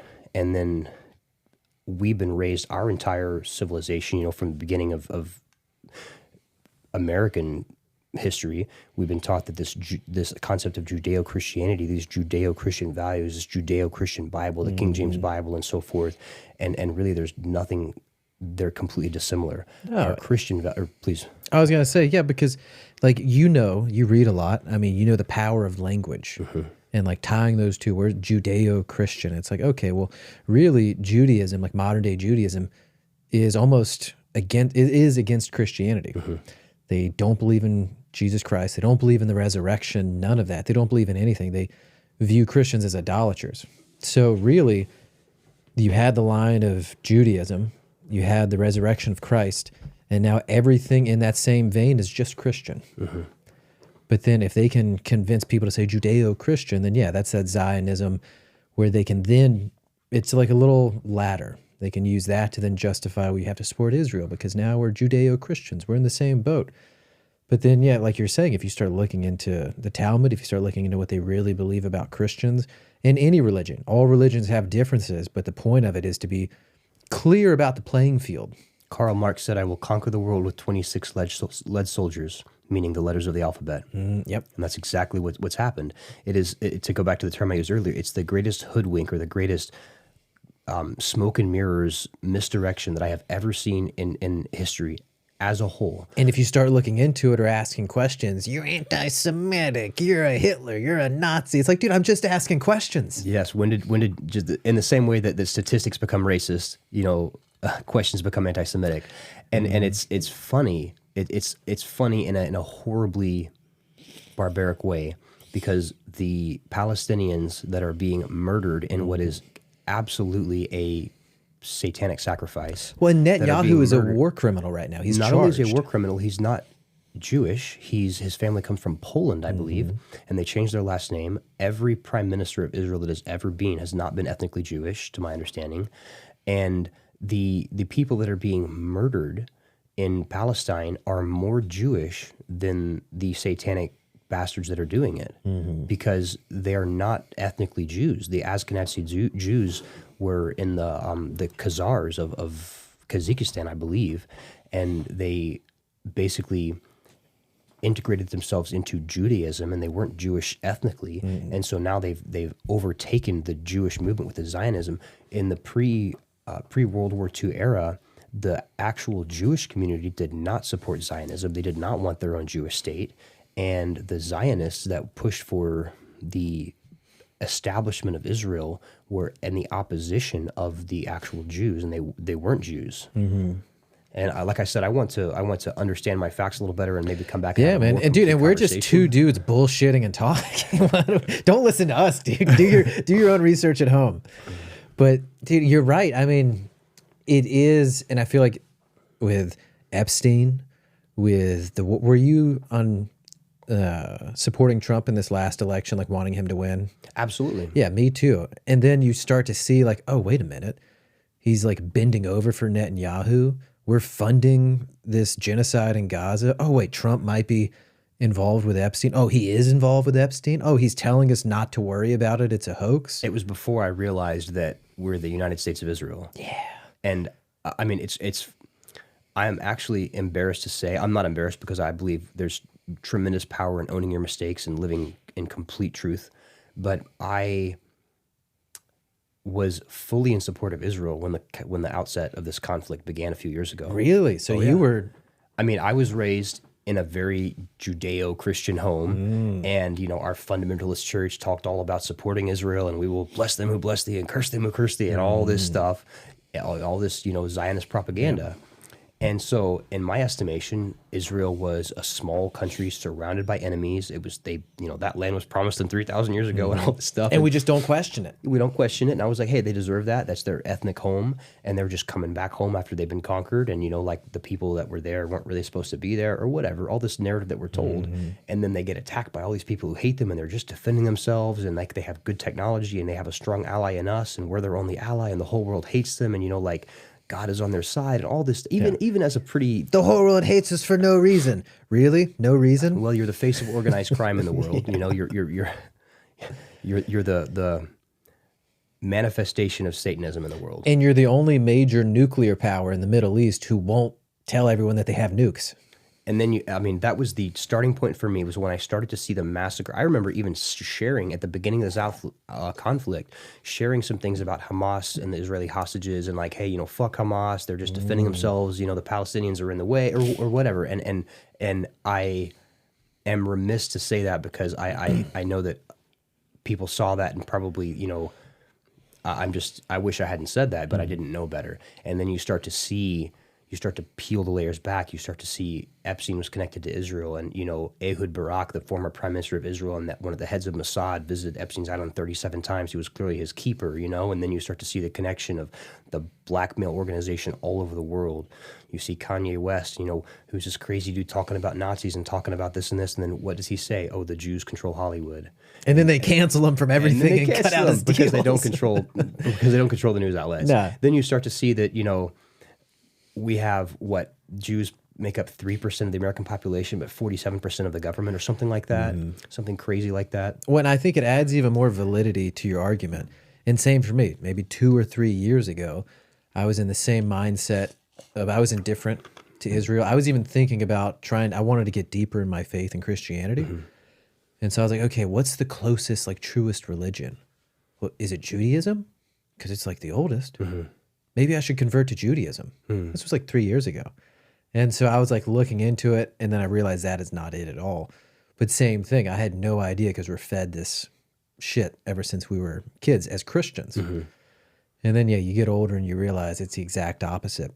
But you seeing it and supporting them in the beginning and then just coming to your own conclusions and then coming out and saying, hey, yeah, guys, I was wrong. I didn't realize it then, but now I'm just asking questions and learning it for myself, not getting fed a narrative. And this is all bullshit. And absolutely. And just to clarify a point, I made a post, one of my few exceptions to my neutrality. I made a post that that adhered or pointed a little bit to the fact that JFK was our last real president and that he was assassinated not entirely by Israel. I don't know, but it seems to be a cooperation between Mossad and the CIA, who seem to be embedded with each other entirely. But he was assassinated through Israeli influence because, in part, he was trying to take America off the Federal Reserve, which has nothing to do with federal. It's a private company, and it's run by Jewish bankers. And he was trying to force inspections of Israel's illegal nuclear program. And he gave an ultimatum to, I think it was Ben-Gurion, like 2 months before he was killed. And Ben-Gurion retired the next day, passed the mantle of leadership onto someone else, and then JFK was assassinated. So yes, JFK was a true American hero, a true hero of the world, and he was one of the forces trying to stop the race to nuclear war that is actually about to happen again. And he was killed for that, and he was killed for standing up for America. And then Lyndon Johnson comes into power and completely bends over and opens his mouth for Israel. And here we are today. Like we haven't had one self-serving a president serving American interests since JFK. And so I said that, and then I caught quite a bit of hot water from people. One who said, "Hey, my family, is from Poland, and after people saying that the Jews control the world, this and this happened, and my family, all this kind of thing, Yeah, trying to like guilt you. Well, exactly, what you're saying. but it's a valid point, and so I want to do due diligence here in this conversation and to say one of my core beliefs, especially in lieu of our last conversation here, one of my core beliefs is that all people, Jews, Chinese people, Americans, Canadians, everyone is created by God and is created with equal value. No matter what color of your skin, no matter your beliefs, you're created with equal value. You have equal value in the face of God. And I believe in loving and valuing every individual and not judging people based on their ethnicity, not judging people based on the actions of their family, but their individuality. That's one of my core beliefs.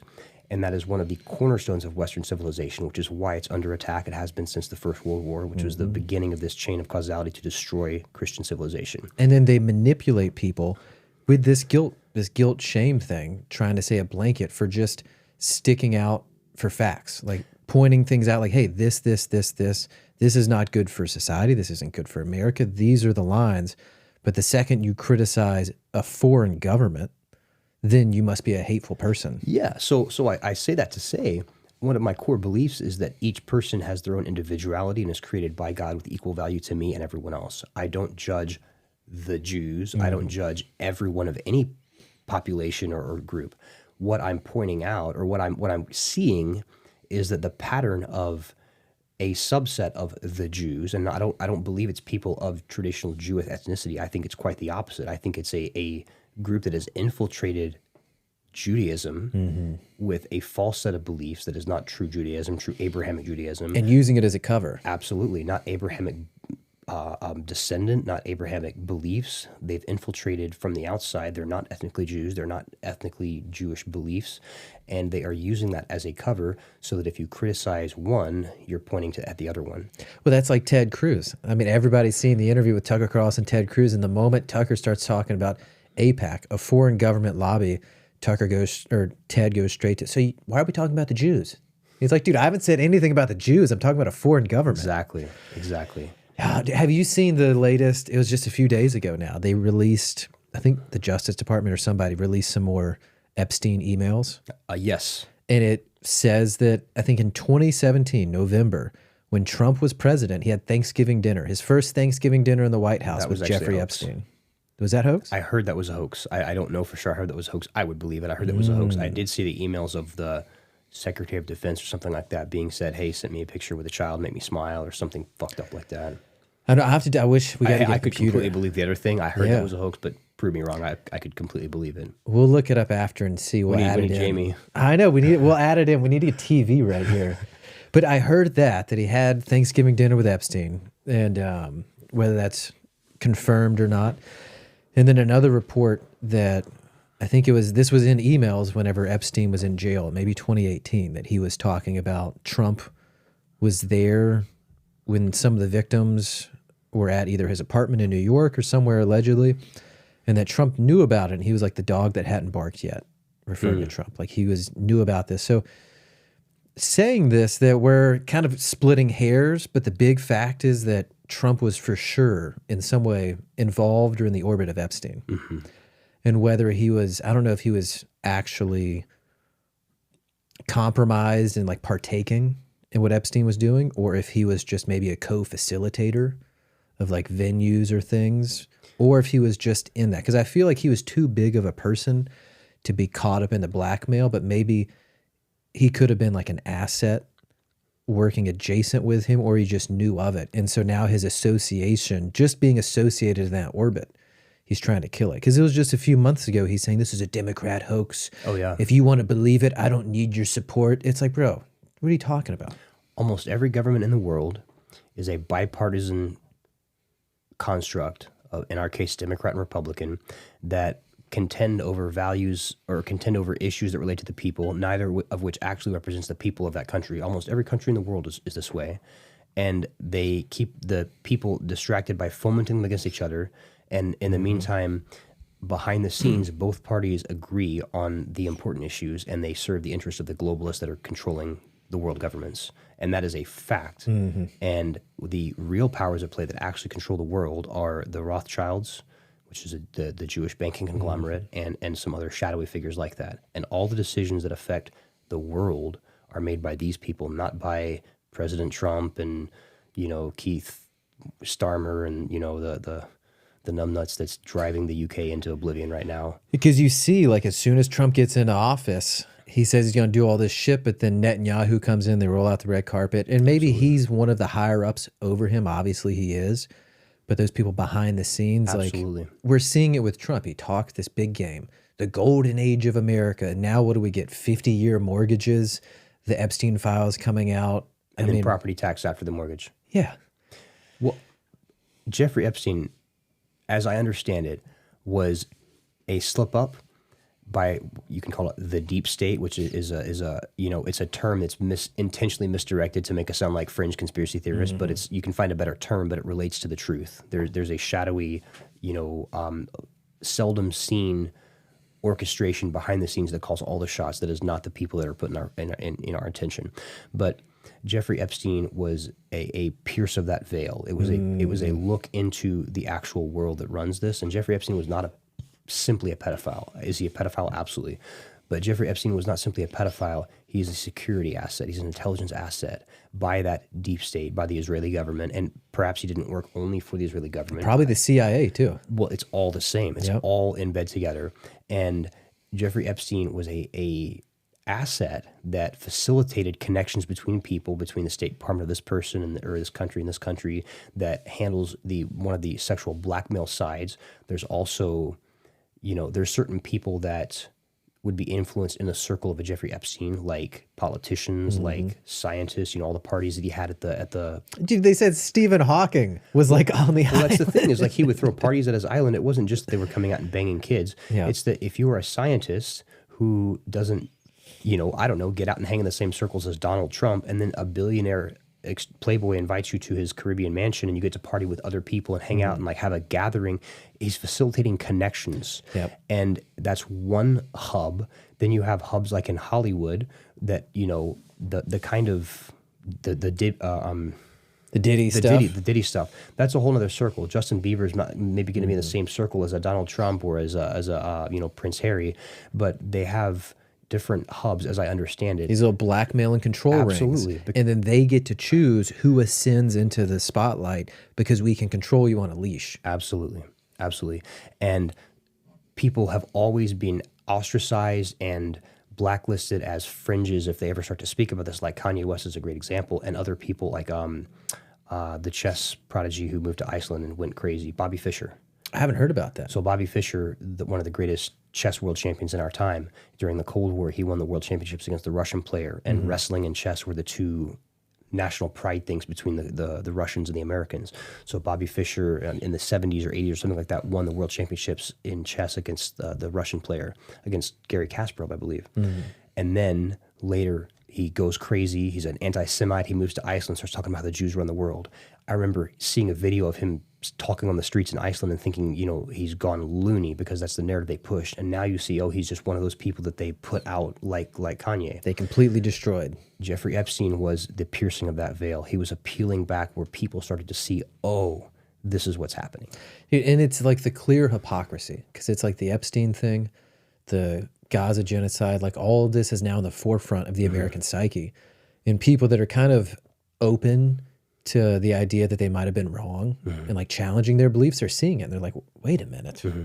These are the chosen people that are like bombing civilians indiscriminately and like murdering these people and taking their land. And wait, we're funding this? Like wait, and then they might have been sexually blackmailing our politicians. Oh, wait, and they're funding our politicians with lobbies? Oh, wait, everyone in power is taking money from AIPAC, going to Bohemian Grove, cutting the faces off of children, like drinking adrenochrome. Like, what in the fuck? And then you see like Thomas Massey, who I've followed. He's the congressman from Kentucky. Oh, yeah. Super great guy. And it's like, that might be the only honest politician in Congress. And wait, Trump's attacking that guy? Like the full institution? Oh, so like the whole institution is fucked if they're going after that guy. Oh, yeah. And I'll tell you, one of the most, in general, I feel like I'm a pretty optimistic guy. That optimism is now bolstered by a budding faith in a higher power that, you know, has plans that I don't understand. But in spite of all of that, I find it hard to be optimistic. When you start to pay attention to what's going on, I feel like it's almost too late. It is it's possible that it's too late. I'm not sure. I personally feel like with AI rolling out, with digital currency, with digital key passes, like we're about to lose every vestige of freedom. The globalist agenda is almost here. Like they have Project 2030. It's almost here. Have you heard about the Podesta plan? I haven't heard about that. The Podesta plan to tear America apart by fomenting a civil war. They have, I think, seven areas. And it's the World Economic Forum policy? Really? So I don't know if it's from the, but the plan is called the Podesta plan. You can Google it. Yeah. So they have the, like one area of California, Gavin Newsom is already talking about insurgents because they're talking about, or he's urging his people not to follow President Trump's orders. So now where did this come from? This like thought, this plan? My understanding is it's I'll get back to you on that. Yeah. I'll get back to you on that. Because is it something that's just out there that people talk about, or have they talked about this like at the WEF? I believe it's talked about in the plan to, what I see as the plan to foment insurrection in America, where you get the people fighting against each other because you have, for example, ICE coming in from the federal government trying to orchestrate clearing out the illegals, and then you have the people that are being told not to comply with ICE. Then you have the state governments fighting against the federal government. Then you have certain states that say, hey, we're on board with the feds, and certain that say, hey, we're not. And as America is divided against each other, our enemies swoop in and destroy us. You have China moving in on the Caribbean, on the Panama Canal. You have China moving on the rare earth minerals in the South China Sea. You have all these things that are going on around us that no one's paying attention to. You have, again, the EU destroying any vestige of personal financial freedom. Oh, well, I just saw in the EU that they passed, like you can't, like over 10,000 euros, you have to pay digitally. You can't pay in cash or something. They also announced in the UK that they're going to start, without permission, they can, at their discretion, they can start taking money out of your account if you have more than a certain amount in your account to pay off the national debt. Wow. The last vestiges of personal freedom are leaving. They arrest 10,000 people per year in the UK for Facebook posts. You can't speak your mind. You can't bring pork to school lunches because, I mean, they're destroying Western civilization. Dude, I wanted to touch on that. Like, so I was in college a while back, and I talked to this guy, and he was German. and his whole family was from Germany. And so I think his grandparents fought, they were in the SS and the Luftwaffe. And I was asking him, like, oh, so did you get to talk to him? He's like, yeah, they all survived, like all the men. But his like great grandmother, his grandmother, or aunts, they were all killed by the Soviets. Oh, yes. Whenever they moved into Germany. Oh, yes. And I was like, well, what was their mindset? And this is what got me researching like history about World War II from like, okay, well, what were the Germans actually fighting for? Not these narratives that are like getting pushed on me. And he's like, dude, they were all about communism. Like the Bolshevik Revolution had just happened in the Soviet Union. They had murdered like 50 million Christians. The nation was in debt. They wanted to destroy communism. And like, oh, well, they moved into Poland. Well, you have to go through Poland to get to Russia and the Soviet Union. It just shattered your mindset because it was about communism. Everything we've been taught about World War II is a lie. I'm reading Mein Kampf right now. I've never read it before. I'm reading it in English, and when I finish English, I'm going to read it in German because you lose some things in translation. I really want to see as close as I can to the source. I am not supporting everything that happened in World War II. There were atrocities on both sides. There's a lot I don't understand, and I'm always learning more. So I'm just going to say that first. Yeah. But as a student of history, I believe that those who refuse to learn from history are condemned to repeat it, and it is repeating right now. I will say this. What happened, the state of the Weimar Republic in the 1930s Germany is exactly the state of America right now. It is play by play. When you read Mein Kampf and you start to understand the position that the Nazi Party rose to power in, what they were fighting against, the tools they were using, and what they were up against, and what their opponents were doing, it is exactly what's happening in the U.S. right now. And everything we've been taught about World War II history is a lie. Everything.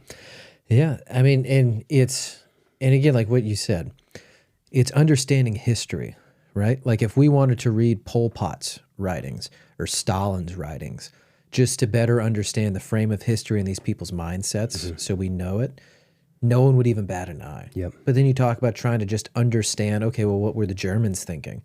Then people instantly have to put out a disclaimer when you're just trying to be a student of history. How many movies have you watched vilifying Mao Zedong? None. What about Stalin? None. Pol Pot's? Hitler?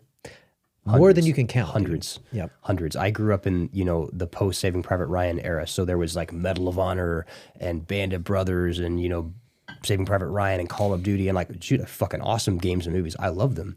But you see more vilification of Second World War Germany than any other. And look, even if we accept that 6 million people died in the Holocaust, they did not. Do you want to know? Even if we accept that they did, how many 30 million people died under Stalin in the USSR? Let's not talk about the Holodomor that happened before, where the Jewish Bolsheviks murdered millions and millions of Christians, tore down thousands of churches, starved millions in the Ukraine. That all happened, but let's just leave that on the back burner and talk about post-Stalin Soviet Union. 30 million. Mao Zedong and the Cultural Reformation in China, 20 million, 40 million. I mean, so 6 million. I'm not saying one life is more important than another. But it's like if the argument was actually about Holocaust and genocide, if we were actually in good faith just saying that that's a bad thing and we need to remember, then we would be remembering all of these. Absolutely. But the fact that no one even knows what those are or what the Armenian genocide is or how many people died in the Soviet, the fact that no one even knows about that proves that it's not really about the moral argument of genocide and Holocaust remembrance. Bingo. There's like a leverage point of keeping this memory alive for financial gain, a political gain, a leverage gain, and then a shame game to control people. Because if it was an honest, argument, we would be talking about all of them. But just the fact that we don't, you can see like, oh, this isn't really a good faith argument that you're making. There's a book I have on my reading desk right now called The Kalergi Plan. Actually, I think the title of the book is something else, but it's about the Kalergi Plan. It was written in the 1920s by a Jewish doctor or something rather, economist, talking about the plan to decimate white Western civilization. Now, look, for the record, I have never been more proud of being white than anything else. I'm Anglo-Saxon. My family's German and probably some English or Irish. I don't give a shit. I am proud of my heritage. I am proud of the people to come before me. I would be proud if I was, black or brown or yellow or green or anything else. Dude, a point on that. I wanted to say just the mindset for like white, black, Chinese, Asian. We were eating the other day, and we were eating at a Mexican restaurant, and I was like, "Man, this is some really good queso, or something like that." And like, "Man, you said that really white. Like, this is a really good queso." And we laughed, and then a few minutes I'm eating, I'm like, "Wait a minute, that is like some programmed bullshit." Because if we were black, no one would ever say, "You said that's so black," or "You said that's so Chinese." Yeah. It's just like this white shaming, Absolutely, and this white guiltness. I'm sure you've seen this, but you Google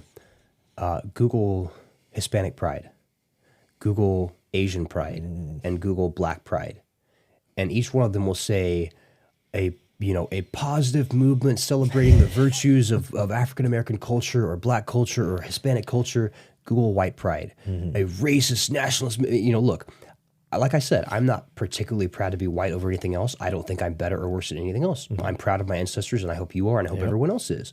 My ancestors have done some shitty things, and so have yours. That's what it means to have a line of descendants all the way back to the beginning of time. Everyone's ancestors have done some shitty things. But I refuse to be ashamed of the color of my skin. I refuse to be ashamed of my children, or ashamed, or to be ashamed of my culture. And I think one thing that the Germans did that has been twisted and bastardized is racial pride.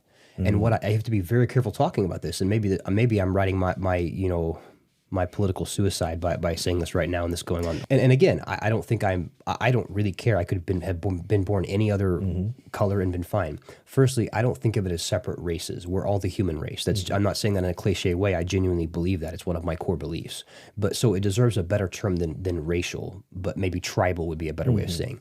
But a good example of this is Mongolia. I like to use Mongolia because it's a little distant from the elements we're talking about, so it's a little less personal. Mongolia has a strong sense of what it makes to be a Mongolian. They have Genghis Khan, this strong history, and you look at a traditional Mongolian. I saw a video on Instagram the other day of a traditional Mongolian dressed in their, horseback leather kind of armor and doing like some incredible archery. And it was this older fella teaching a young lady, and they were beautiful dressed in their traditional dress, and he's showing these incredible world-class archery skills. And they have a strong sense of what it means to be a Mongolian. They still live on the steppes. They still live in their yurts, and sometimes, and like it's amazing. If every Mongolian married a Korean or an Arab for 3 generations, or Korean or Arab or Canadian for 3 generations, in a few years, it would very quickly cease to be. You would have a cessation of what it means to be a Mongolian. You just have something else, and you could say, "Oh, well, it's just changing, with the times." No. What it is to be a Mongolian would cease to exist in about 100 years. And I'm not saying that I don't want my child to marry someone different. I don't give a fuck. The man that's going to be my brother-in-law is black. I don't care. But I'm just pointing out there is merit to saying, like, this is what it is to be a Mongolian or a German or an American. We have a national pride and a heritage. And again, like, I'm not saying you shouldn't marry people that are of another tribe, but there's integrity in knowing, like, these are my ancestors and these are what brought us to this point, and there's pride in that, and I'm going to carry that on to my children. And the nefarious thing happens whenever, say, like the Mongolian government would be actively pushing that just degradation of the culture. Like, and that's what's happening in Europe. They're like flooding all this stuff in. There's no national pride. Absolutely. And so you see this organized effort almost to like break them down, destroy them. We were in Germany recently, and we were in Berchtesgaden. I think it was Berchtesgaden, in a small Bavarian town, and we're walking through the little town square, and we go into one of the cemeteries. Beautiful, like flowers all over it, and like the Bavarian hills are in the background. But you see there's like a wall all the way in the back, and it's for all the German soldiers during World War II that had died and were buried in like foreign graves. And it was just a remembrance wall. And it took up this entire wall of like the graveyard. So I'm just walking and walking and walking and walking, like say at Arlington Cemetery. And it put it in perspective for me, being in Germany, seeing the cemetery of these dead German soldiers, and realizing that in America, there's all this pride, like we won, right? A lot for the vets. But in Germany, those dudes died and are totally forgotten. And you can't even talk about them, or else you're an extremist. But they still died for their country. It's a travesty of the greatest degree. I was in Germany most recently for my 30th birthday, I went on a trip with my best friends.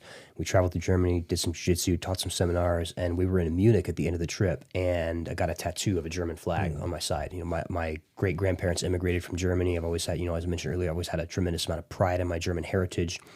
And I got a tattoo of a German flag, not a Nazi flag, a German flag. And I posted on my Instagram story, and all my friends from Germany were responding and commenting, "Oh man, you know, don't know about that and this and that." And I was like, "What the fuck?" So castrated to the sense where it's not like, "Oh, we're ashamed of the bad things we did," and there's a whole nother narrative that, like we adhered to earlier. Not only like, "Oh, we made some mistakes," but they're ashamed to be Germans, and it's the saddest thing in the world because the identity of what it means to be a German is gone. And so that book I was mentioning, The Kalergi Plan, is a Jewish economist who's talking about the plan to eradicate Christian civilization, which is white civilization. He's talking about how we'll immigrate people for, I forget, I haven't read the book yet, but it's on my reading list. Was this like a 70s, 80s period written 1920. book? Oh, shit. So it's exactly what's happened in Europe. Look at the UK. The UK is gone. UK is gone. I used to live in England. I used to live in a town called Brighton. It's about 2 hours south of London.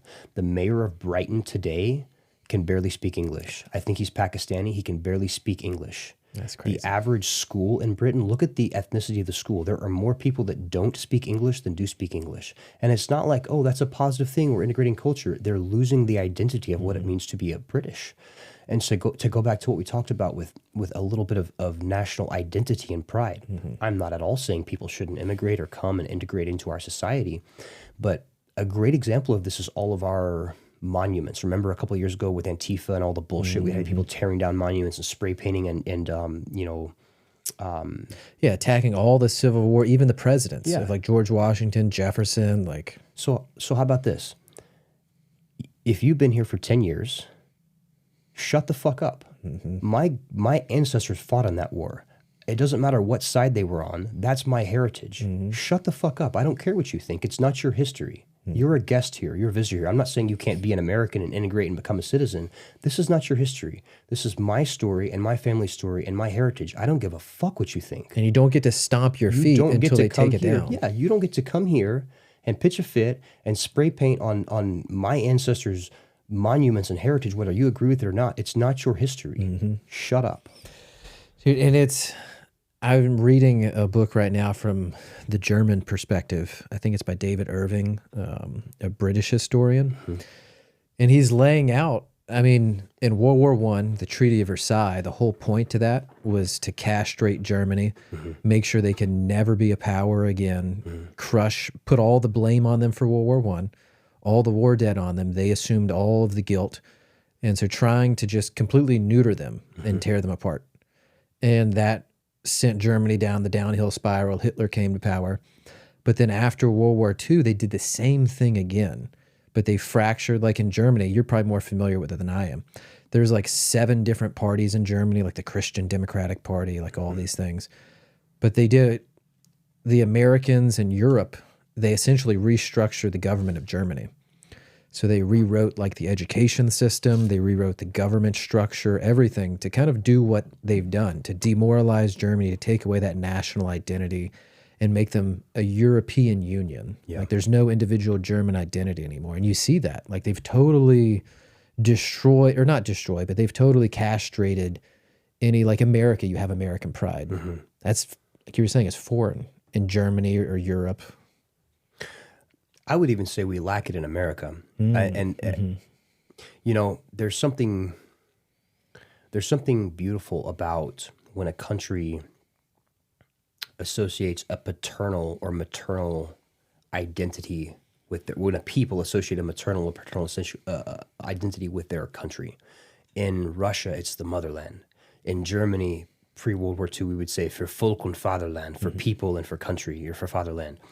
In America, we have Uncle Sam or Lady Liberty, but they're kind of nebulous concepts that aren't really tethered to our parental country. And I feel like we felt this more in the colonial days, but in today's society, like, what does it mean to be American? Dude, did you know, like, I forgot when they changed it, but back in the day, you could only vote if you owned land in America? The same way in Rome. Oh, yeah? No one talks about this either, but one of the key downfalls to the Roman civilization was that they immigrated so many people that weren't Romans that they lost the identity of what it meant to be Roman. You used to only be able to vote in Rome, or only be able to fight in the army if you owned land, because you had something to fight for. When Benjamin Franklin, I'm going to get the finer details of the story wrong, but the message is the same. I think he was leaving where they were ratifying the Constitution or some. I think he was leaving where they were ratifying the Constitution or one of the formative parts of constructing the American government. And someone said something to him as he was leaving, and his comment was, "Here's your republic if you can keep it. A republic if you can keep it." I butchered the delivery of that. I want to clean up the understanding, but essentially he was saying that this isn't a republic. This is not a democracy. It's a constitutional republic, and so many people misunderstand that. A democracy is where you vote on, this or that, and a democracy can strip your rights as easily as a monarchy. Especially if they have the control of all the media and they propagandize the people to think what's bad for them is good for them. Absolutely. A democracy can strip your rights as easily as a monarchy. America was not designed as a democracy. It was designed as a constitutional republic, so that we have a republic where the power is in the people, but they're tethered to the core beliefs of a constitution that lays out the framework by which we operate.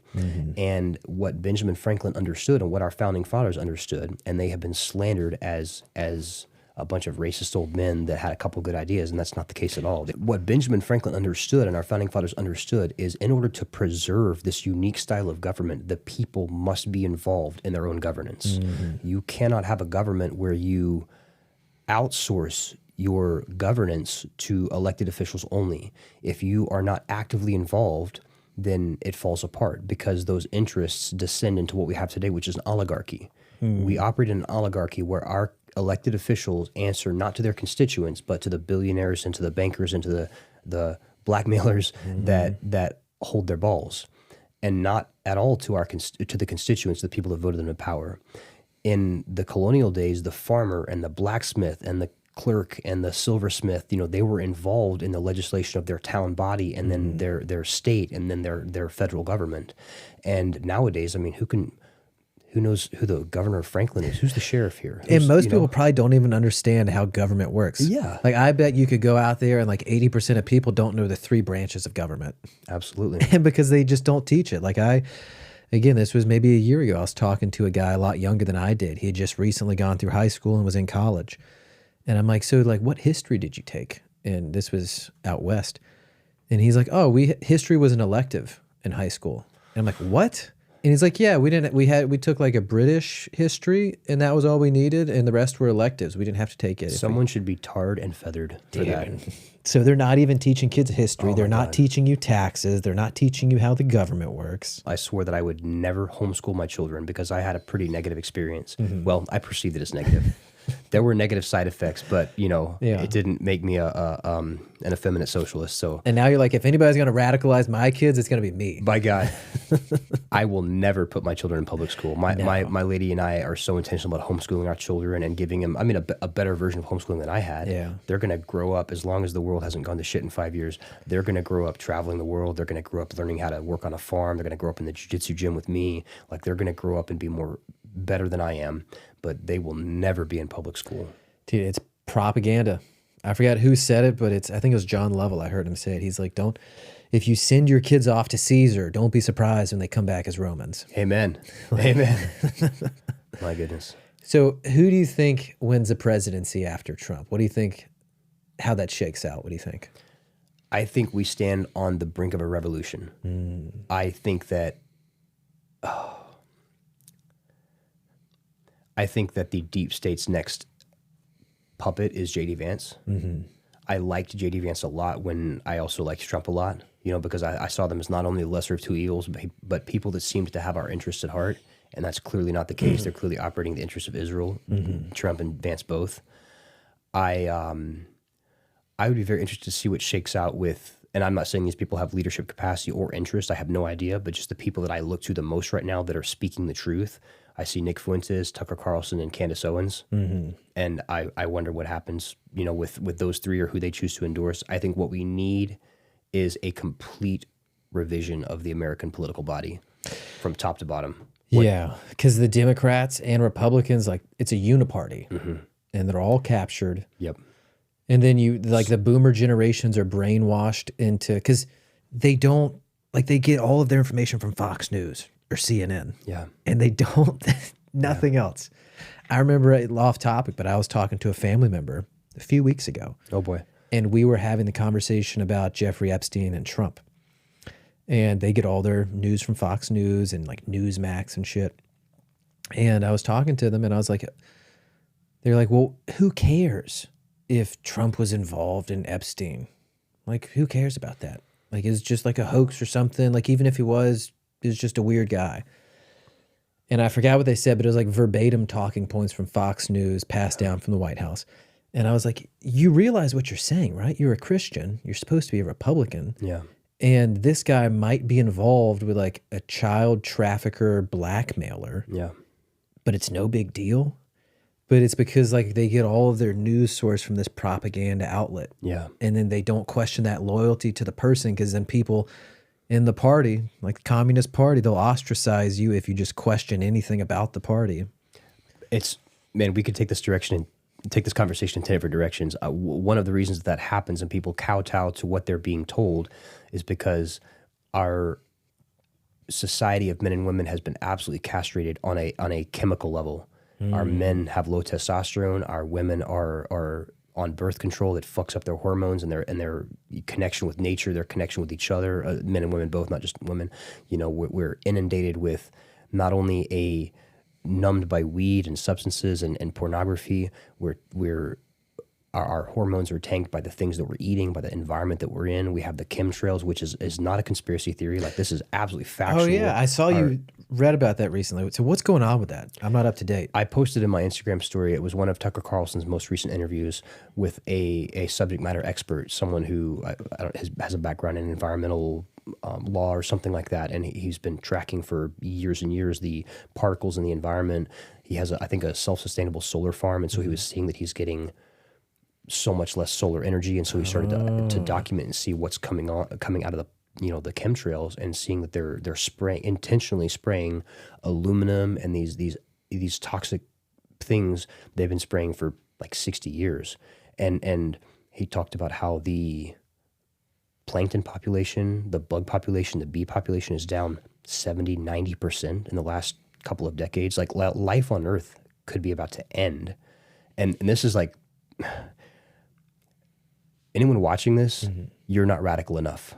They hate you and they want to kill you, and they are killing you. Yeah. People have to wake up. The globalist agenda, it's not about Democrats, it's not about the Jews, it's about Zionists and those that believe that kind of thing. And I don't believe in hating anyone. If you are a misguided, Satan-worshiping Zionist, I love you and God loves you, but I believe in shining light on what's happening and pointing out the wrong, and so people can see what's happening. The globalists who are really running the world hate you and I. They see us as human cattle. And the thing is, this is not a secret. They are vocal about their plans. Look at the World Health Organization. Look at the United Nations. Look at NATO. It is in some of their founding documents that they plan to reduce the world population by, I think it's 6/7, which is 5.5, 6 billion people. Like, where are they going to go? They're going to kill you. They're trying to kill you. They're euthanizing our old people. They're aborting our young people. They're addicting our children to fentanyl. They are killing us. An entire population that's on, fucking opiates, and drugs and like. Well, and they're normalizing cancers. it. Yeah, is the craziest thing. It's like it's almost a normalized, weaved into like our culture, our society. Yeah. Do you think that, like, guys, because I've never met a dude in jiu-jitsu or Muay Thai or MMA who didn't think like we think. Do you think there's something to like the mind of a person who is okay with sucking and eating shit for so long to get good at something like jiu-jitsu, with questioning authority or being open to being wrong? I've met some pretty liberal-minded people in jiu-jitsu, so I'm going to say it sways both ways. But martial arts is a meritocracy. You don't get things you don't deserve in jiu-jitsu. And I'll just say jiu-jitsu, of course it applies to kickboxing and other things, but the mats don't lie. If you put the work in, I don't expect to score the takedown. I don't expect to get my black belt when you've been working for 10 years and I've been training for 1 year because we both show up on promotion day. In jiu-jitsu, the mats don't lie, and you get you get out what you put in. And so I think a certain mind comes into that, expecting things and not expecting things that you haven't worked for. And you have a good bullshit detector on people. It's like, oh, this is bullshit. Absolutely. I'll tell you one of the things, this is kind of a little ADHD moment, jumping back to a previous conversation. Let's do it. One of the things that started to shift my focus, and I would say as I've gotten older, I feel like I've become more of a crotchety old man. You know, I'm 32, but I just... Yeah, bro, you're still a young buck, dude. When I hit 31, I just felt like, all right, some things don't matter to me anymore, and a lot of things that didn't matter do matter. And I started realizing that I need a small group of people around me, not a big group of friends. I need a small group of family. There was actually one of the guys I would say that's very, you know, one of my best friends for many years, one of my training partners that I learned a lot of jiu-jitsu from, and one of the left-leaning people in jiu-jitsu went crazy. He did a lot of drugs. He had a lot of mental health issues. He went crazy. He snapped. He started doing a lot of meth and just like cooked his brain and went on a rampage posting online about killing people and this kind of thing. And like a guy that has slept at my house many times. I'm like one of my closest friends in the world for many years. And I was in Texas at a tournament. Went on for several years, or I'm sorry, several weeks. And so a couple of days in a row, he was posting. He was like licking knife blades and talking about killing people and this and that. And he was kind of crazy. And then he went on the road. He was like driving to Tennessee. Said I was boarding the plane to go to Pan Am's, NoGi Pan Am's in Texas. I brought the team down there. We've been training for months and months. Finished training camp, going to compete, game day. And my lady stayed at home. She wasn't going to that tournament. I flew down there, keeping an eye on the situation. I'm boarding the plane. He's making videos. I'm like trying to figure out if I should go or not. I end up going down to the tournament. Day one, I'm coaching athletes. I have an athlete that's in between matches, like quarterfinals to the semifinals, I think. And I check my phone, and this dude says he's coming to my house to kill my family and drink their blood. What? Like, he's like, I'm going to kick the door down. I'm going to kill your family and drink their blood. He posted this on social media. Oh, yeah. Like, it boggled our minds that we couldn't get him arrested. Like, there were a lot of people that were watching and monitoring him. So did you call the cops when you saw that? I left the venue of the tournament between my matches, or between my athletes' matches, and I flew home. And I called my lady and I said, go to your mom's house and don't leave. And like I came home and like was making some hard decisions in my head. Yeah. And over the course of that happening, he ended up not coming and you know, something else played out. But in the course of that happening, I remember thinking, if I need to call someone and say, hey, I need you to go to my home and die for my family. I need you to go home and be ready to shoot someone for me. Who can I call? Jeez. And I could think of 2 people. And that was a wake-up moment for me when I was like, I need to tighten my friend circle. Yeah. I don't need 15 people that I can grab a beer with. I need 3 people that'll die for my family. Man. What happened to that guy? He ended up getting arrested, going to prison. He's out now doing something or other, and he's on the run. He's like, you know, oscillating between insanity and moderate insanity. Jeez. And so was the motive purely just drug-fueled? He melted his brain. Gosh. And there's people out there just living like that. Unfortunately, this guy is one of the most dangerous people. Like physically could beat up, you know, like anyone you can name. But that's a whole other That's story. why what's that quote? It's God made man God made man and Smith and Wesson made them equal. Or something like that. Yeah, something like that. But yeah, that was a wake up moment for me. Like, hey, I have a lot of friends. I have a few people that will die for my girl, or like, you know, that I would die for their girl, you know, like her or whatever the case. Like I need to be able to call someone and say, hey, no questions asked, get your gun, go to my house, and I'll be there in 2 hours. Like, who can you call? And if you don't have that's what community is. That's your tribe. I don't need a huge, and of course I want to serve the community and you're a part of a bigger community, but like, who's in your tribe? Yeah. And that was about a year ago. And that was a big wake up call for me that I need to tighten up some things in my life. Man. Well, yeah, I feel like especially with technology and just the way society is now, a lot of men don't have that. Yeah. A lot of men might not have one close friend that they could reach out to and talk to. And that's one of the things that I see in our sport that's so beautiful is that it serves the purpose of that third place. Have you heard this psychological concept of the third place? I think so. It's like third places have gone away. It's like not work, not home, but like a place to like socialize and meet people. Yeah, and there's a couple psychological parameters for it. Social constructs or social hierarchies can't matter in the third place, like your boss isn't your boss. You have to be doing something you enjoy and socializing with other people or something like that. So for a lot of people, this third place would be the bar. For most of us, it's jiu-jitsu. People get to come. It's not their home. It's not their work. Social constructs don't matter. You know, the CEO can roll with the janitor and get tapped out, and you're doing something you enjoy. A plus on top of that is we're all trying to be better versions of ourselves, and it's a positive, uplifting thing. Yeah, it's a healthy environment. But for a lot of people, the poor substitute has become online gaming. Really? So you are in a community, you're talking, interacting with people. You're actually not seeing anyone. You're actually not doing anything positive. You're actually still in your home. And so this third place is sabotaged with this illusion of social construct, and you're not actually being able to, you're interacting with other people in the truest form. And that's one of the greatest things that I see jiu-jitsu as, is it's this community. And that's what church is. And I don't want to necessarily step on toes. You know, I think people see this differently, but I'm not at this point in my life a fan of church for different reasons. Yeah. I don't dislike churchgoers or pastors or anything like that, but church is a community, and I think people that go to church tend to be a little chauvinistic about this. Everyone needs to do this. It's like, no, this is my community. That's your community. This is another community. Dude, open mat Sundays are like some of the best times I've ever had. It's Strangle Church. Yeah, Strangle Church, man. Just 3 hours of running yourself into a brick wall with your best friends. But you have to have that, whether it's church or jiu-jitsu or your bowling group or your, you know, coffee with the guy, whatever it is. You have to have this where you get to go and be around other people. You get to go and have people you can lean on, people that share similar values to you, maybe people that don't share similar values, so you can open your perspective a little bit. And so that's one reason that jiu-jitsu or kickboxing or things like that are so valuable, especially, and we are blessed with a huge ladies team at Triangle Academy at my jiu-jitsu gym, but especially for guys, you get to go and you get to, you know, let out some testosterone. You get to fight and like simulate fighting like in nature, like two silverbacks going at it with each other. And you Because there's nothing else like it. Yeah. Like where else can you like wrestle a dude, strangle him, and then you're still best friends? Yeah. Yeah. And so what's the future look like for Triangle Academy, for your gym? And dude, congratulations on the gym. I've been there. It's amazing. The guys there seem really cool. Thank you. We have a tremendous community. It's just a testament to the amazing crew that we have there. So we're in downtown Franklin. We're about a block from the roundabout here in historic downtown, which is half an hour from Nashville, Tennessee.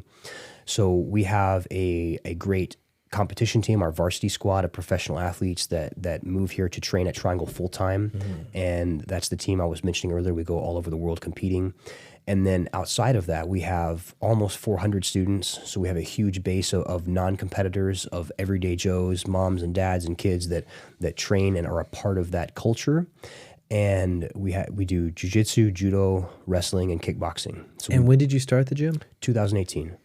Dude, that's a testament to just you as a good dude, man. Growing that much and having that solid of a team. Oh, I appreciate that, in that man. short of amount of time. That's awesome. Well, I made all the mistakes, and so now I think we're cruising along. But yeah, so we're doing great things. We're having a lot of fun. We're creating a great culture, and so that's Triangle here in Franklin. So if they want to find you at Triangle Academy, do you got any other competitions? Anything coming up soon? Yes, sir. So we are going to the last event of the season, which is the NoGi World Championships. That'll be in December in Las Vegas. So we're going out in just a few weeks to see how we finish up the season, and then we'll start next season in January. Nice. Are you competing out there? I am. Hell yeah. I am. Dude, and that's like what I've noticed too with the gyms. Like if your coach isn't competing, if he isn't leading the way, it's like, okay, well, how good is this going to be? For sure. Sometimes the coach has done that and he's just in a different phase at this point, but you've got to find someone who either is doing what you're doing or has done what you're trying to do. And so I'm blessed to be able to lead from the front at this point. I opened the gym just because I wanted training partners. I wanted people that wanted to beat me up, and I could beat them up, and then we would go train together. I was tired of being the only guy in the gym that wanted to compete. And so I opened the gym with the intention of this is going to be a professional training center like the Olympic training facility for guys and girls that want to be the best in the world. I tell everyone that comes in, like, this is not the right gym for everyone. When I opened the gym, people told me, hey, you can't make it about competing. No one wants to train hard and get beat up all the time. You'll have a couple pros that are having fun because they're beating everyone else up, and then everyone else just quits. That's what all the Gracie dudes told me and all this horse shit. When I opened the gym, I said, look, I would rather have 10 Spartans than 100 Persians. So give me the hardcore crew. I don't care about the money. Let's just make it work. And as a result, we couldn't keep people out the doors. Everyone wants to train hard. Of course, there's some people that are, can't handle the intensity, or they're just looking for something else, and we don't talk bad about them or whatever. I just send them to other gyms, or, help them plug in where they're best. But our tribe are people that want to be the best version of themselves.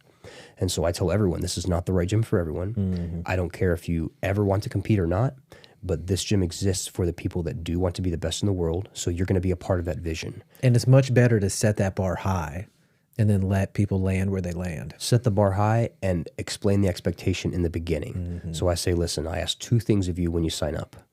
Be a good teammate for the people around you, and give me 100% effort every training session. And that your 100% effort is different than mine and different than his or hers. But whatever your best effort is, give it every time. Whether you ever compete or not, we're here to help the team get better and help the team reach its goals, and we're all going to reach those goals together. Well, hell yeah, man. Well, I think that's a great way to end off this podcast, dude. I want to appreciate you. I appreciate you coming out, Clay, and I enjoyed our talks. Well, thank you so much, my man. It's great talking to you. I can't wait to catch up again. I have a keen desire to hear how this talk goes and how it turns out. I think we covered a lot of subjects, and I hope I didn't stick my foot in my mouth. Yeah. If anyone's interested in hearing more of these thoughts, I'm trying to keep, like I said, trying to keep some of these things separate from my business profession. But I am going to be launching a blog soon called the Common Man Blog. I'll be launching it this month.